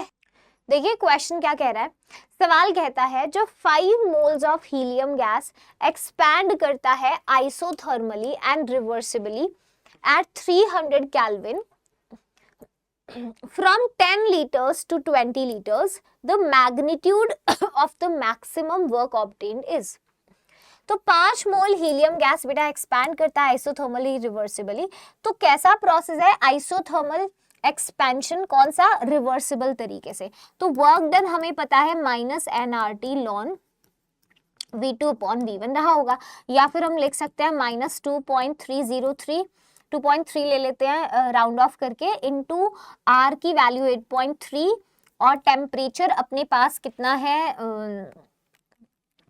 Temperature 300 log V2 upon V1, V2 20 है, V1 10 है और log 2 की वैल्यू भी इसने दी है, तो minus 2.3 into 8.3 into 300 into log 2 0.3010.3। तो अब आप यहाँ से सिंप्लीफाई करोगे, आपको यूनिट जूल्स में पूछा है, कुछ हमें वर्क वाला कोई यूनिट तो कन्वर्ट करने की जरूरत नहीं पड़ेगी, तो माइनस 8630 ये हो जाएगा माइनस 8630 जूल्स। ठीक है, लेट मी ऑल्सो चेक, एक बार कैलकुलेशन में देख लेती हूँ, फाइनल आंसर यही है ना। अच्छा, इसमें अपना ये आंसर नहीं आ रहा, कैलकुलेटर से मैंने चेक किया क्योंकि आई थिंक हमने मोल्स ही उड़ा दिए ना, नंबर ऑफ मोल तो लिए ही नहीं हमने, तो वो भी डाल देते हैं। एक बार ये देख लो पूरा एक्सप्रेशन आपका मैच करेगा। हाँ, इधर आ जाओ, वर्क डन में देखो एन भी तो लेना है, माइनस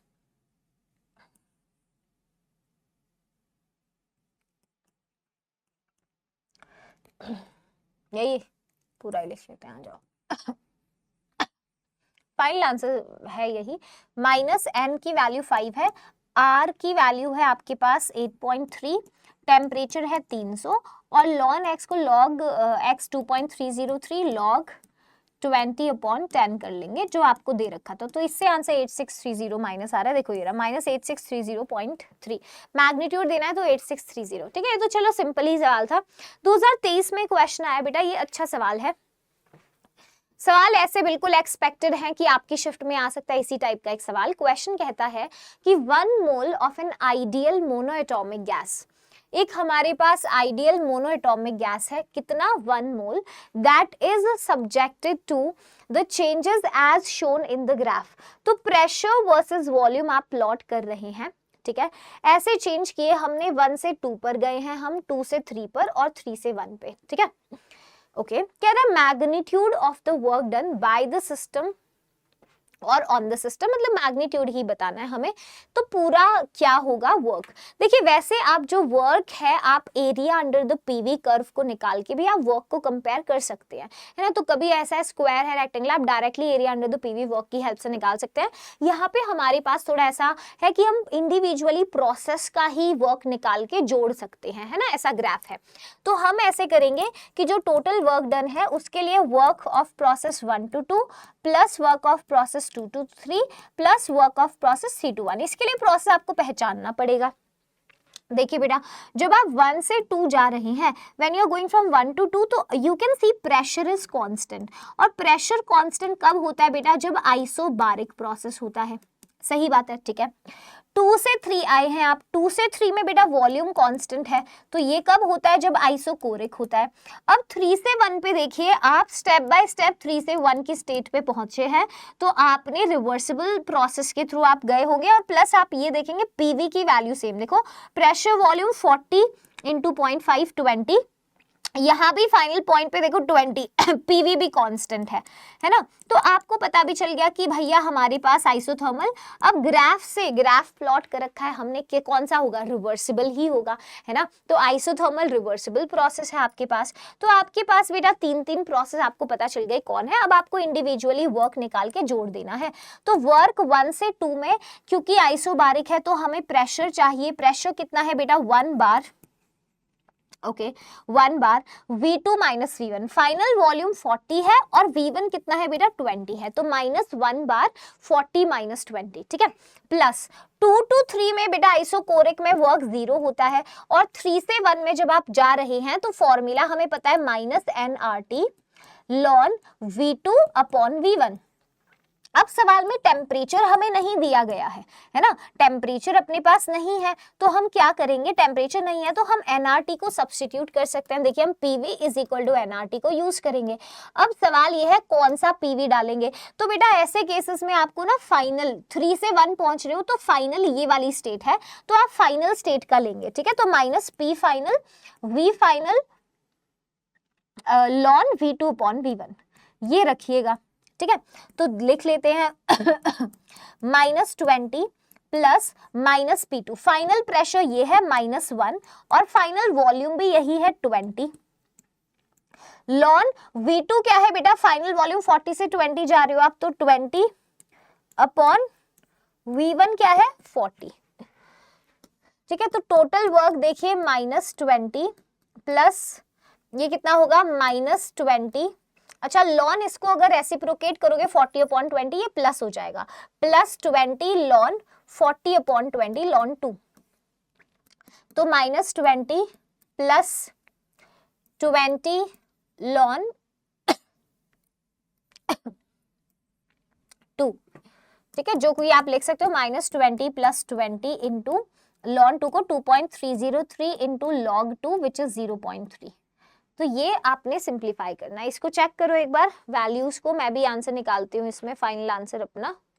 तो ये देखो -6.2 लीटर बार की यूनिट होगी, -6.2 लीटर बार, ठीक है। आंसर जूल में पूछा गया है, तो 1 लीटर बार को हम वही 100 जूल वाला अपना कॉन्सेप्ट लेके अपना आंसर निकाल देंगे, है ना। 1 लीटर बार 100 जूल, तो we will be getting 620 joule, and magnitude पूछा है तो 620 we are going to get magnitude 620 joules. नहीं नहीं भाई, तुम्हारा नेट एकदम सही काम कर रहा है। तो कैसा चल रहा है सेशन? सो तो नहीं गए ना, पढ़ाई कर रहे हो अच्छे से? क्योंकि जब प्रिपरेशन की दिशा पता नहीं, अरे वो दिशा पाटनी नहीं, जब जेई की प्रिपरेशन में कुछ डायरेक्शन नहीं होती तो नींद तो आ ही जाती है। बस एक रास्ता पता चल जाए, बस इतना पता चल जाए क्या कब कितना पढ़ना है, और हर हफ्ते कोई चेक कर ले कि जितना पढ़ा है सही तो किया है ना, इसी रास्ते पे आगे बढ़ना है। तो बेटा कुछ ऐसे ही है हमारा एकलव्य टेस्ट सीरीज।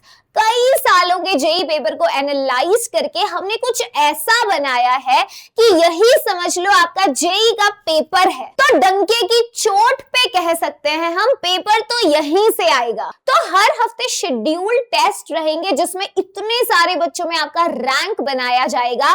तो हर हफ्ते उन्हीं टॉपिक्स को रिवाइज करते हुए आपने टेस्ट देना है, और बस क्या वही करते रहो। तो लेक्चर को ध्यान से लगा लो। चलो फिर मिलेंगे, बाय बाय। कर सकते हैं बेटा, बताइए फाइनल कर लिया?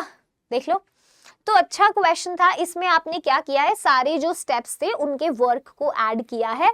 तो वर्क आइसोबारिक प्रोसेस था, आइसोकोरिक था, और आइसोथर्मल था हमारे पास, वो भी कौन सा, रिवर्सिबल, ठीक है। ओके चलिए आगे चलते हैं मैम। नेक्स्ट कहता है which of the following equations does not correctly represent the first law of thermodynamics for the given process involving N ideal gas. तो इनमें से कौन सा इक्वेशन है बेटा जो फर्स्ट लॉ ऑफ थर्मोडायनेमिक्स को करेक्टली रिप्रेजेंट नहीं करता है? तो देखिए साइक्लिक प्रोसेस फर्स्ट लॉ होता है delta U is equal to Q plus W, और साइक्लिक प्रोसेस के लिए change in state functions are 0, तो क्यू माइनस डब्ल्यू है, ये तो सही है। एडियाबैटिक प्रोसेस में Q 0 है, तो डेल्टा U के हिसाब से बेटा W होना चाहिए, माइनस W नहीं। आइसोकोरिक में बेटा वॉल्यूम कांस्टेंट है तो वर्क डन 0 होगा, तो डेल्टा U Q के बराबर है, यस। आइसोथर्मल में टेम्परेचर कांस्टेंट है, and we know internal energy is the function of temperature for ideal gas, तो delta U is equal to Q plus W। अगर ये 0 है तो Q बेटा माइनस W के बराबर है, we can say। तो करेक्ट आंसर हमारा क्या होगा, ऑप्शन नंबर बी, वही इन्होंने गलत दिया था, ठीक है। आगे देखिए, कहता है magnitude of work done bye a gas that undergoes reversible expansion। तो magnitude of work done bye a gas जो रिवर्सिबल एक्सपेंशन करेगा along the path ABC। तो इसमें हम area under the PV curve से वर्क बता सकते हैं। Area under the PV curve से अपन जो है एरिया निकाल सकते हैं। तो आप डायरेक्ट ट्रेपीजियम का एरिया, या फिर आप स्प्लिट कर लीजिए कि ये जो हमारा स्क्वायर है इसका एरिया 8 माइनस 2, ये कितना आएगा 6, और 8 माइनस 2 6, तो मतलब यहाँ से 36 आया। और ये कितना है, half into base into height, half into base है 12 माइनस 8 कितना होगा 4, हाइट 6 है, तो ये है बेटा 12। तो 36 प्लस 12 वाला करके अपन we will be getting the 48। Option number A is correct, ठीक है। आगे देखिए, कहता है 4 litre of an ideal gas is allowed to expand isothermally into vacuum until the total volume is 20 liter. The amount of heat absorbed in this expansion is litre atmosphere में।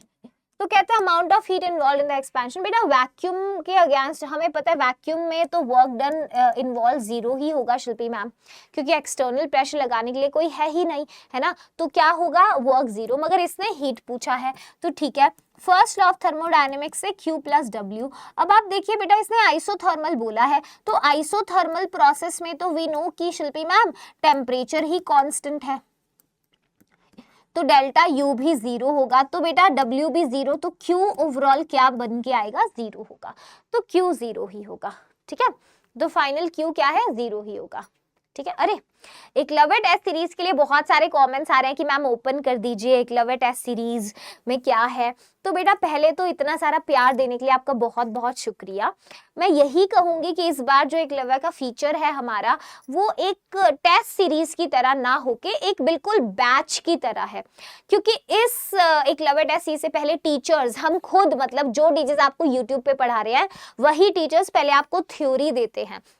अभी तक कुछ टेस्ट हो चुके हैं जैसे मोल कॉन्सेप्ट में stoichiometry, concentration terms, formula of compounds, उनके ऊपर क्वेश्चन मैंने थ्योरी का वीडियो बनाया है खुद, तो वो आपको पहले देखना है, पहले कॉन्सेप्ट वीडियो देखना है। जो बच्चा ले चुका है एकलव्य उनको भी मैं बता रही हूँ कि आपको बेटा पहले कॉन्सेप्ट वीडियो देखना है थ्योरी का, है ना, उसके बाद मैं आपको असाइनमेंट देती हूँ हर कॉन्सेप्ट वीडियो के बाद। तो पहले वो थ्योरी मेरे साथ पढ़ा आपने उस हाई वेटेज टेस्ट का, फिर आप उसका वो प्रैक्टिस टेस्ट लगाएंगे जो डोरा मैम ने आपको दिया। तो उस प्रैक्टिस टेस्ट को करने के बाद आप क्या करेंगे, HWT टेस्ट देंगे, और HWT टेस्ट देने के बाद बेटा आप वीडियो सॉल्यूशन देखेंगे अगर कोई सवाल अटकता है। पूरे टेस्ट का वीडियो सॉल्यूशन हमने कर रखा है। ठीक है, तो ये फ्लो रहेगा आपका, और 2 वेरिएंट्स हैं। अभी फिलहाल प्राइस बढ़ चुका है क्योंकि ऑलरेडी सीट फुल हो गए थे इसीलिए। तो आप बस बने रहना, बाकी जो बच्चे ले चुके हैं लगा लेना सीरीज, वो इंपॉर्टेंट है। ठीक है, चलिए तो इसके बाद अपना नेक्स्ट टॉपिक क्या आता है, हीट कैपेसिटी। हीट कैपेसिटी क्या होता है बेटा, देखो सबसे पहले हम टोटल हीट कैपेसिटी की बात करेंगे। टोटल हीट कैपेसिटी का मतलब होता है, जैसे हमारे सामने ये पानी का ग्लास हमने लिया था, जो मैम की चाय थी जो ठंडी हो गई थी, इस चाय का फिलहाल जो ये रूम टेम्परेचर पे आ गई 25 डिग्री सेल्सियस, तो इस 25 डिग्री सेल्सियस का चाय के टेम्परेचर को मुझे 1 डिग्री से बढ़ाना है, मुझे 26 डिग्री सेल्सियस पे ले जाना है, तो मुझे इसको हीट देनी पड़ेगी। तो इसको कितनी हीट नीडेड है, कितनी हीट रिक्वायर्ड है इसे बेटा to raise the temperature by 1 degree Celsius under the given process, वही होता है टोटल हीट कैपेसिटी। ठीक है, तो what is total heat capacity लिख सकते हो, total heat required to raise the temperature of a system by 1 degree Celsius under the given process. क्या कहा मैम, दोबारा बोलिए, मैं फिर से बोल रही हूं, मैंने कहा ये बॉडी है, ये सिस्टम है, इस सिस्टम का टेम्परेचर मुझे 1 डिग्री से बढ़ाना है, तो कितनी हीट इसे चाहिए, तो we can say heat required to raise the temperature of a system. Heat लिख लीजिए, हीट रिक्वायर्ड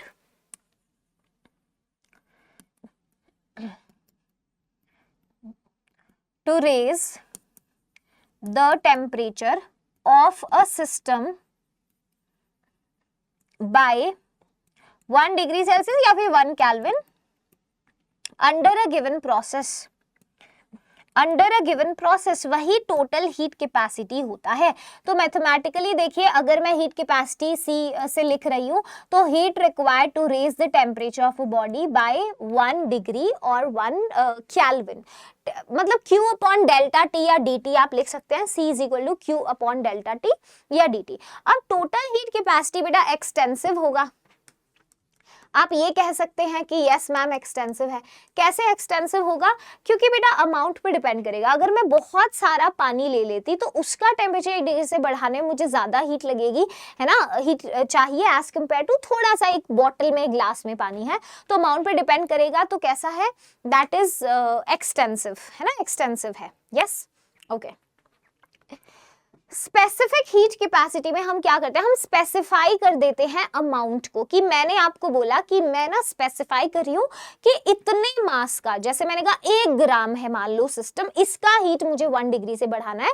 तो जब मैं अमाउंट को स्पेसिफाई कर दे रही हूं तो वो स्पेसिफिक हीट कैपेसिटी होता है। CS क्या स्पेसिफाई कर दिया मैंने, अमाउंट को यहाँ पे स्पेसिफाई कर दिया। तो अमाउंट स्पेसिफाई कर दिया तो बस heat required to raise the particular amount of a substance by the same, है ना, 1 डिग्री और 1 केल्विन लाइक दैट। तो ये स्पेसिफिक हीट कैपेसिटी है। मोलर हीट कैपेसिटी में बेटा यही चीज को हम 1 मोल सब्सटेंस के लिए डिफाइन करें कि 1 मोल सब्सटेंस का टेम्परेचर 1 डिग्री से बढ़ाना है तो उसे कितना हीट चाहिए होगा वो, ठीक है। तो इधर मोल्स आ गया, इधर हमारा क्या है, मास। अब मोलर हीट कैपेसिटी भी हम 2 टाइप्स में पढ़ते हैं, molar heat capacity constant pressure पे और मोलर हीट कैपेसिटी बेटा कांस्टेंट वॉल्यूम के ऊपर, ठीक है। कांस्टेंट प्रेशर पे या कांस्टेंट वॉल्यूम पे what do we do, molar heat capacity we will be studying, ठीक है। तो भाई कांस्टेंट प्रेशर कांस्टेंट वॉल्यूम वाले केसेस पढ़ते हैं। आगे बढ़ने से पहले मैं कुछ पॉइंट्स आपको कहूंगी, ये कुछ चीजें हैं बेटा वेरी वेरी इंपॉर्टेंट, आपको याद रखना है कंठस्थ। हीट चेंज कांस्टेंट वॉल्यूम पे इंटरनल एनर्जी चेंज के बराबर होता है NCV डेल्टा T। ये क्या है, molar heat capacity constant volume पे, molar heat capacity constant volume पे था, ठीक है। अच्छा, ये कांस्टेंट वॉल्यूम प्रेशर लिखना था यहाँ, कांस्टेंट प्रेशर Cp।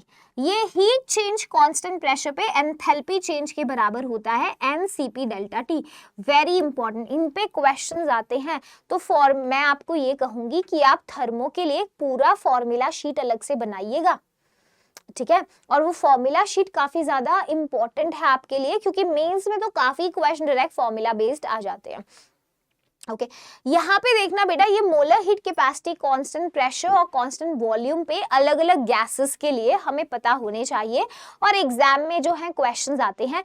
तो आपको देखिए अलग गैसेस का, अब वैसे ये ना Cp Cv के जो वैल्यूज हैं ये हमने डिग्रीज ऑफ फ्रीडम से निकाले हैं। Degree of freedom is like कि एक मॉलिक्यूल आपके सामने है, वो कितनी डायरेक्शंस में कितने तरीके के मोशंस कर सकता है ना, कितनी डायरेक्शन में कितने तरीके के मोशंस वो कर सकता है। तो हम क्या करते हैं, इसमें जो Cp Cv है डिग्री ऑफ फ्रीडम से निकालते हैं, मगर आपको केमिस्ट्री के जो क्वेश्चंस होंगे उनमें आपको डिग्री ऑफ फ्रीडम की जरूरत नहीं पड़ेगी इतना, जो आपको Cp Cv गामा की वैल्यूज की जरूरत पड़ेगी। तो आपको कंठस्थ बेटा Cp Cv की वैल्यूज एकदम से झटाक से पता होनी चाहिए, गामा क्या है आपको वैल्यू याद रहनी चाहिए गैस की, क्योंकि क्वेश्चंस में आपने यूज करने पड़ेंगे, ठीक है। तो मोनो एटॉमिक गैस के लिए जो आपका Cv है 3/2R है, ठीक है, 5/2R है Cp, और गामा Cp अपॉन Cv 1.66 है। अब ये क्या है, देखो आप दो रिलेशन आपको ध्यान रखना है, एक मेयर्स रिलेशन है जिसके लिए Cp माइनस Cv R है, और दूसरा बेटा गामा पॉइजन्स रेशो जो Cp अपॉन Cv है, ठीक है। अगर इस एक्सप्रेशन से मान लीजिए हम Cp की वैल्यू निकालते हैं, Cp क्या होगा यहाँ से गामा टाइम्स Cv, और मेयर्स रिलेशन में अगर आप रख दो Cp minus Cv is equal to R, तो Cp क्या है gamma Cv minus Cv is equal to R। यहाँ से Cv अगर अपन कॉमन ले लें, gamma minus 1 is equal to R, तो Cv यहाँ से आता है R अपॉन गामा माइनस 1। तो आप इसको एडियाबैटिक प्रोसेस के वर्क में इसे यूज करेंगे। मैं साइड में हो जा रही हूँ अगर दिख नहीं रहा तो, ठीक है। मेंशन करना है मेयर्स रिलेशन, तो आप लिख सकते हैं मेयर्स रिलेशन। इसको और अच्छे से अगर अपन लिखना चाहें कि मोलर हीट कैपेसिटीज, तो आप और सही से इसको लिखिए कि molar heat capacity constant pressure minus molar heat capacity constant volume for 1 mole of the gas, ठीक है। अगर टोटल हीट कैपेसिटी जैसे हम Cp माइनस Cv ले लें नंबर ऑफ मोल्स, तो NR आप ऐसे लिख सकते हो। Cp मेरे को लिखना है तो number of moles into molar heat capacity eight constant pressure, ऐसे ही Cv को भी आप लिख सकते हैं, ठीक है, ऐसे लिख सकते हैं। और नीचे आपने क्या गामा क्या है, Cp और Cv का रेशो, मतलब heat capacity eight constant pressure और वॉल्यूम का जो रेशो है that is your gamma, okay. तो यहाँ पे फिजिक्स में आप ज्यादा डिग्री ऑफ फ्रीडम के केसेस से कैसे आपने निकाला है वो करेंगे, अभी आपको केमिस्ट्री में गामा की वैल्यूज याद होनी चाहिए। मोनोएटॉमिक गैस बेटा सिंपल जैसे आपकी हीलियम, नियॉन, आर्गन टाइप है ना। अच्छा, इसमें देखो गामा जो पॉइजन रेशियो एडियाबैटिक इंडेक्स है वो 1.66 या 1.67 टाइप है ना, इतना होता है। डाई एटॉमिक गैस अगर आपके पास आ गई जैसे H2N2O2, या लीनियर पॉलीएटॉमिक जैसे कार्बन डाइऑक्साइड तो रिड्यूस हो गया गामा 1.4। नॉन लीनियर पॉलीएटॉमिक जैसे मीथेन है, अमोनिया है, तो उतना 1.3। अब आप देखो जितना एटॉमिसिटी बढ़ रहा है, कॉम्प्लेक्सिटी बढ़ रहा है, उतना गामा रिड्यूस हो रहा है। देख रहे हो आप, गामा कम हो रहा है उतना। तो इस टेबल में जो वैल्यूज हैं आपको ध्यान में होनी चाहिए, और इसमें हमने वाइब्रेशनल डिग्री ऑफ फ्रीडम को इंक्लूड नहीं किया है क्योंकि इसको हमने लो या मॉडरेट टेम्परेचर पे लिया है, उसे हम हाई टेम्परेचर के ऊपर इंक्लूड करते हैं। ठीक है, कुछ क्वेश्चंस हैं इससे रिलेटेड, करते हैं। तो क्वेश्चन देखते हैं थोड़े से कैसे आए हैं, बाकी नेक्स्ट पार्ट में और डिटेल में हम जाएंगे इसी के, है ना, हीट कैपेसिटी, और ये वाले पोर्शन को थोड़ा सा वी विल अंडरस्टैंड। क्वेश्चन देखिए, कहता है molar heat capacity for an ideal gas at constant pressure is given to you. तो molar heat capacity constant pressure पे दिया गया है 20.785 जूल्स पर केल्विन पर मोल। कहता है the change in internal energy is इतना, इंटरनल एनर्जी चेंज बेटा 5000 जूल्स है, अपॉन हीटिंग इट फ्रॉम इतने से इतना temperature, the number of moles of the gas at constant volume is आपसे कांस्टेंट वॉल्यूम पे number of moles of gas पूछा है। तो molar heat capacity eight constant pressure minus constant volume, क्या हम R के बराबर ले सकते हैं, बताइए? ले सकते हैं। तो इसने मोलर हीट कैपेसिटी हमें दिया है, तो क्या हम कह सकते हैं 20.785 माइनस 8.314 जो है वो हमें molar heat capacity constant volume पे देगा। मैम देगा, वो कितने किसके बराबर होगा? देखिए 12 समथिंग 12.47। यूनिट का कोई चक्कर नहीं था, इसलिए हमने सीधा यूज कर लिया, जूल पर केल्विन पर मोल। ठीक है, अब आप एक बात बताइए मुझे, उसने क्या पूछा है? चेंज इन इंटरनल एनर्जी हमें दे रखा है। इंटरनल एनर्जी चेंज किसके बराबर होगा? हीट चेंज कांस्टेंट वॉल्यूम पे, जो क्या है NCVDT। NCVDT ले सकते हैं बेटा। तो नंबर ऑफ मोल्स हमें बताने हैं, तो डेल्टा U जो है internal energy change that is given to us as 5000 joules. Heat change constant volume पे इंटरनल एनर्जी चेंज ही है ना। N की वैल्यू बतानी है, CV वी हैव 12.47, और टेम्परेचर का जो डिफरेंस है वो 200 होगा। अब यूनिट ये चीज देख लेना कि क्या हमें कोई यूनिट कन्वर्जन है, ये हमने जूल्स में लिया है। अच्छा, ये जूल पर केल्विन पर मोल है, और हमें मोल में आंसर चाहिए, और ये केल्विन, तो जूल से जूल कटेगा, है ना, केल्विन से केल्विन कट जाएगा, तो हमारे पास मोल में आंसर आएगा। ये value 5012.47 into 200 you have to do, that is going to be around 2। ठीक है, सो n की वैल्यू अराउंड बेटा 2 हो जाएगा, ऑलमोस्ट अराउंड 2, तो 2 मोल। ठीक है, चलिए एक क्वेश्चन और देखते हैं। कह रहा है 500 जूल्स ऑफ एनर्जी जो है it is transferred as heat to 0.5 mole of argon gas. अब अभी देखो आपको ऐसे क्वेश्चन में यूज होगा, 25 का ही सवाल है, आर्गन गैस है, तो आप एकदम से मोनोएटॉमिक गैस का CP/CV की वैल्यू समझ जाएंगे, है ना, कि 5/2R और 3/2R। तो आर्गन गैस 500 जूल ट्रांसफर किया हीट के तौर पे फॉर इतना मोल ऑफ आर्गन गैस। ठीक है, नंबर ऑफ मोल्स भी हैं 0.5 मोल हमारे पास, एंड कांस्टेंट एक प्रेशर है। The final temperature and the change in internal energy are. तो पहले तो बेटा फाइनल टेम्परेचर हम निकालेंगे। अब देखिए हीट चेंज कांस्टेंट प्रेशर पे दिया गया है, जो किसके बराबर है? NCPDT होगा, NCPDT। अब हीट चेंज कांस्टेंट प्रेशर पे अपने पास कितना है? 500 जूल्स। ठीक है, क्या अपने पास नंबर ऑफ मोल्स हैं? जी हाँ, 0.5 मोल है।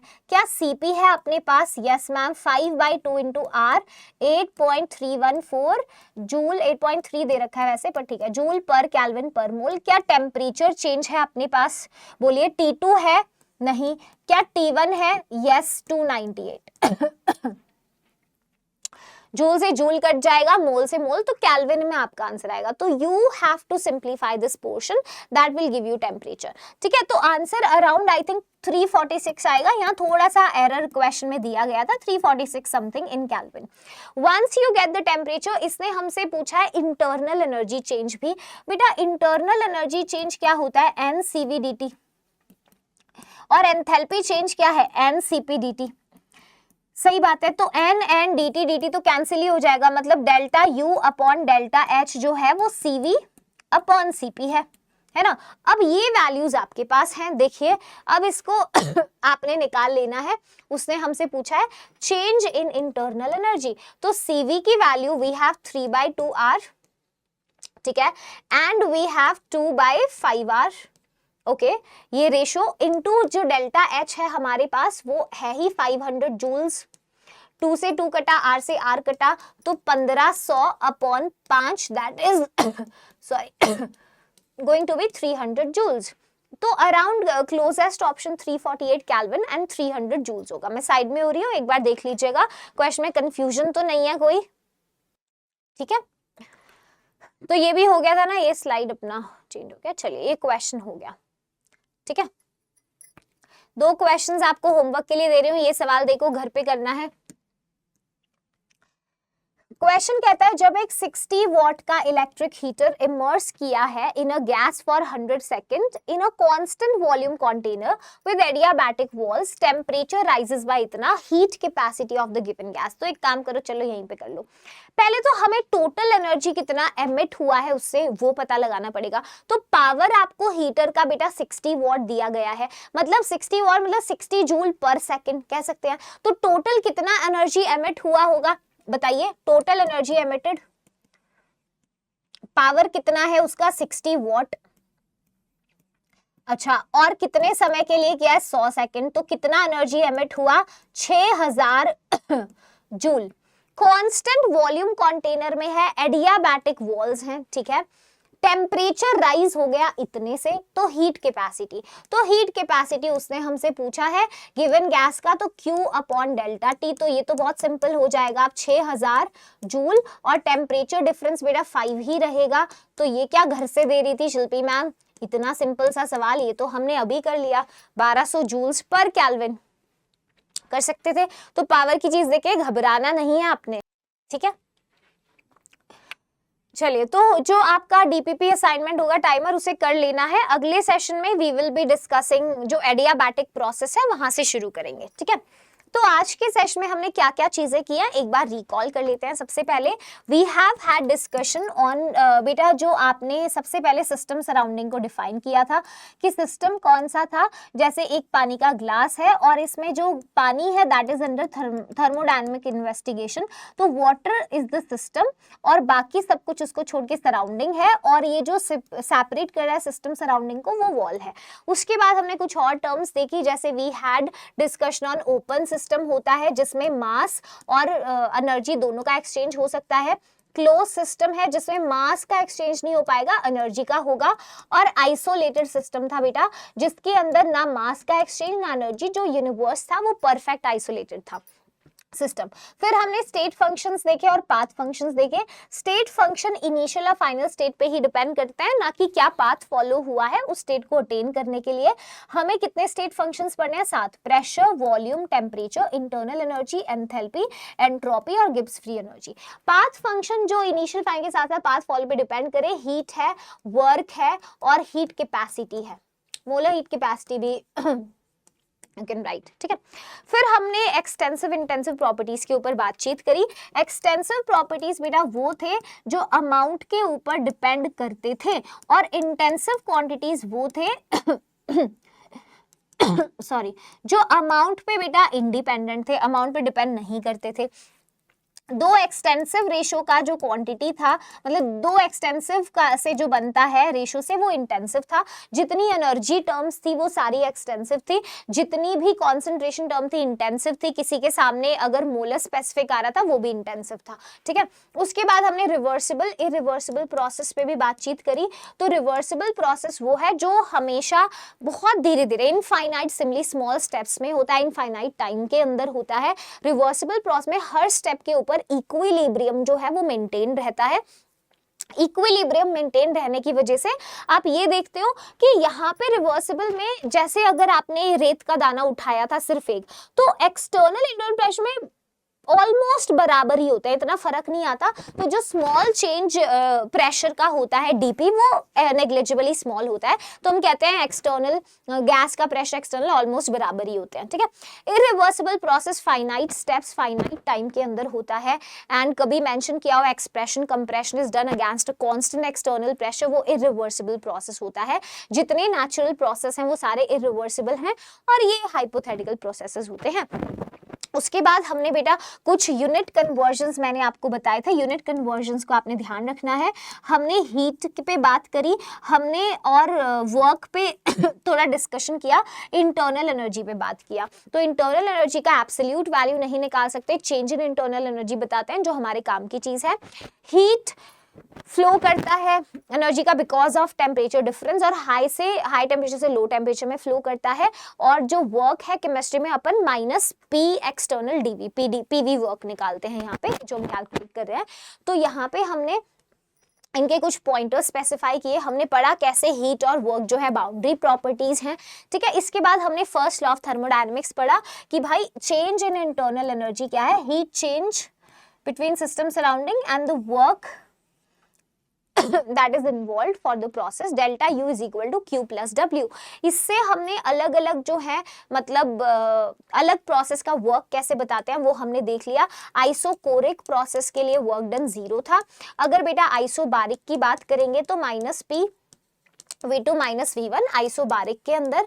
आइसोथर्मल के अंदर भी हमने बात किया, अगर आइसोथर्मल रिवर्सिबल था minus nRT ln V2 upon V1, that was isothermal reversible. और जो आइसोथर्मल इरिवर्सिबल था minus P external V2 minus V1, और इस पे हमने थोड़े से क्वेश्चन किए, दैट वाज आइसोथर्मल इरिवर्सिबल, ठीक है। Then we also talked about the heat capacity, कि कैसे जब आपको किसी सिस्टम का टेम्परेचर अगर 1 डिग्री से बढ़ाना होता है तो हम कितना हीट जो उसको सप्लाई करते हैं, वही क्या था हमारा हीट कैपेसिटी था टोटल, जिसको हमने मोलर हीट कैपेसिटी में स्पेसिफिक हीट कैपेसिटी में पढ़ा, ठीक है। कुछ क्वेश्चंस एक आध देके सीपीसीवी का टेबल वैल्यूज देगा, उस पर थोड़ा डिटेल डिस्कशन करेंगे अगले सेशन के अंदर। इस क्लास को पढ़ लेना है, बेसिक्स की क्लास ही समझिए इसको। इसके बाद 2 सेशंस होंगे और थर्मो के, जिनमें और डिटेल चीजें करेंगे हम। बेटा इस क्लास का एक टेस्ट मैंने बनाया है, तो आपको माई टेस्ट वाले सेक्शन में जाकर के जो है टेस्ट जरूर देना है, ठीक है। माई टेस्ट के सेक्शन में अगर आप माई टेस्ट पता ही नहीं आपको कहाँ है, तो पहले आपको इस फ्री कोर्स में एनरोल होना पड़ेगा। मतलब वेदांतु ने आपके लिए फ्री कोर्स बना दिया है, तो भाई इससे बढ़िया क्या चाहिए। तो डिस्क्रिप्शन में लिंक है, कोर्स में अगर ज्वाइन नहीं हुए हो तो एनरोल हो जाना। और बेटा डिस्क्रिप्शन में ही लिंक है, आपने टेस्ट जरूर मतलब कोर्स का लिंक है डिस्क्रिप्शन में। बाकी ऐप पे लॉगिन करोगे तो माई टेस्ट में जाके वेबसाइट से भी आप दे सकते हो, अपने डैशबोर्ड को लॉगिन करके गिव द टेस्ट, ठीक है। इसके अलावा भाई एकलव्य टेस्ट तो है ही आपके लिए, और ये सारे फीचर्स हैं उसके। इस बार थ्योरी है, प्रैक्टिस असाइनमेंट है, फिर टेस्ट है, फिर वीडियो सोल्यूशन है। तो मैं ये कहूँगी कि आप इस टेस्ट को एक बार अच्छे से जो है कर लीजिएगा ज़रूर, ठीक है। सारे टेस्ट को और वीडियो सॉल्यूशंस हैं, और ये सही समय है टेस्ट सीरीज को लगाने का। 1 महीना लेट करोगे उतना कम समय बचेगा, सारे टेस्ट नहीं दे पाओगे, ठीक है। चलिए, तो आज के सेशन के लिए इतना ही। बेटा यहाँ तक पहुंच गए हो तो चैनल को सब्सक्राइब जरूर कर लेना, और एक बार सेशन अगर यहाँ तक देखा है तो किटाइन आर्मी जरूर लिख कर जाना कमेंट में, क्योंकि आपके कमेंट से मुझे हिम्मत मिलती है। अभी लिटरली 10 बजे हैं जब मैं सेशन रिकॉर्ड कर रही हूँ, और इसके बाद थोड़ा PDF वगैरह सेव करके घर के लिए निकलूंगी, तो इट विल बी लेट। मगर आपके जब मैं कॉमेंट्स पढ़ती हूँ ना घर जाके या रास्ते में, तो मेरा दिल इतना मतलब मेरे कतरे कतरे में खुशी और एनर्जी फील हो जाती है। तो एनीथिंग फॉर यू आपके लिए हैंड रिटन नोट्स की सीरीज चला रखी है, PYQ की सीरीज चला रखी है, तो मेक श्योर कि आप सारे सेशंस को टाइमली लगाएं, ठीक है। चलिए, this is me Dora ma'am signing off for the day. Thank you so much guys, bye bye, take care. हाँ, तो कौन सा गाना बजाऊं? वैसे बजाने से याद आया, इस बार तो हमें मिलके NTA की बजानी है भैया। तो उसके लिए चैनल पे सब्सक्राइब रहना, क्योंकि जितने सेशंस मैं आपको यहाँ करा रही हूँ ना, इस बार तो NTA की बजना तय है बेटा। तो प्लीज स्टे सब्सक्राइब।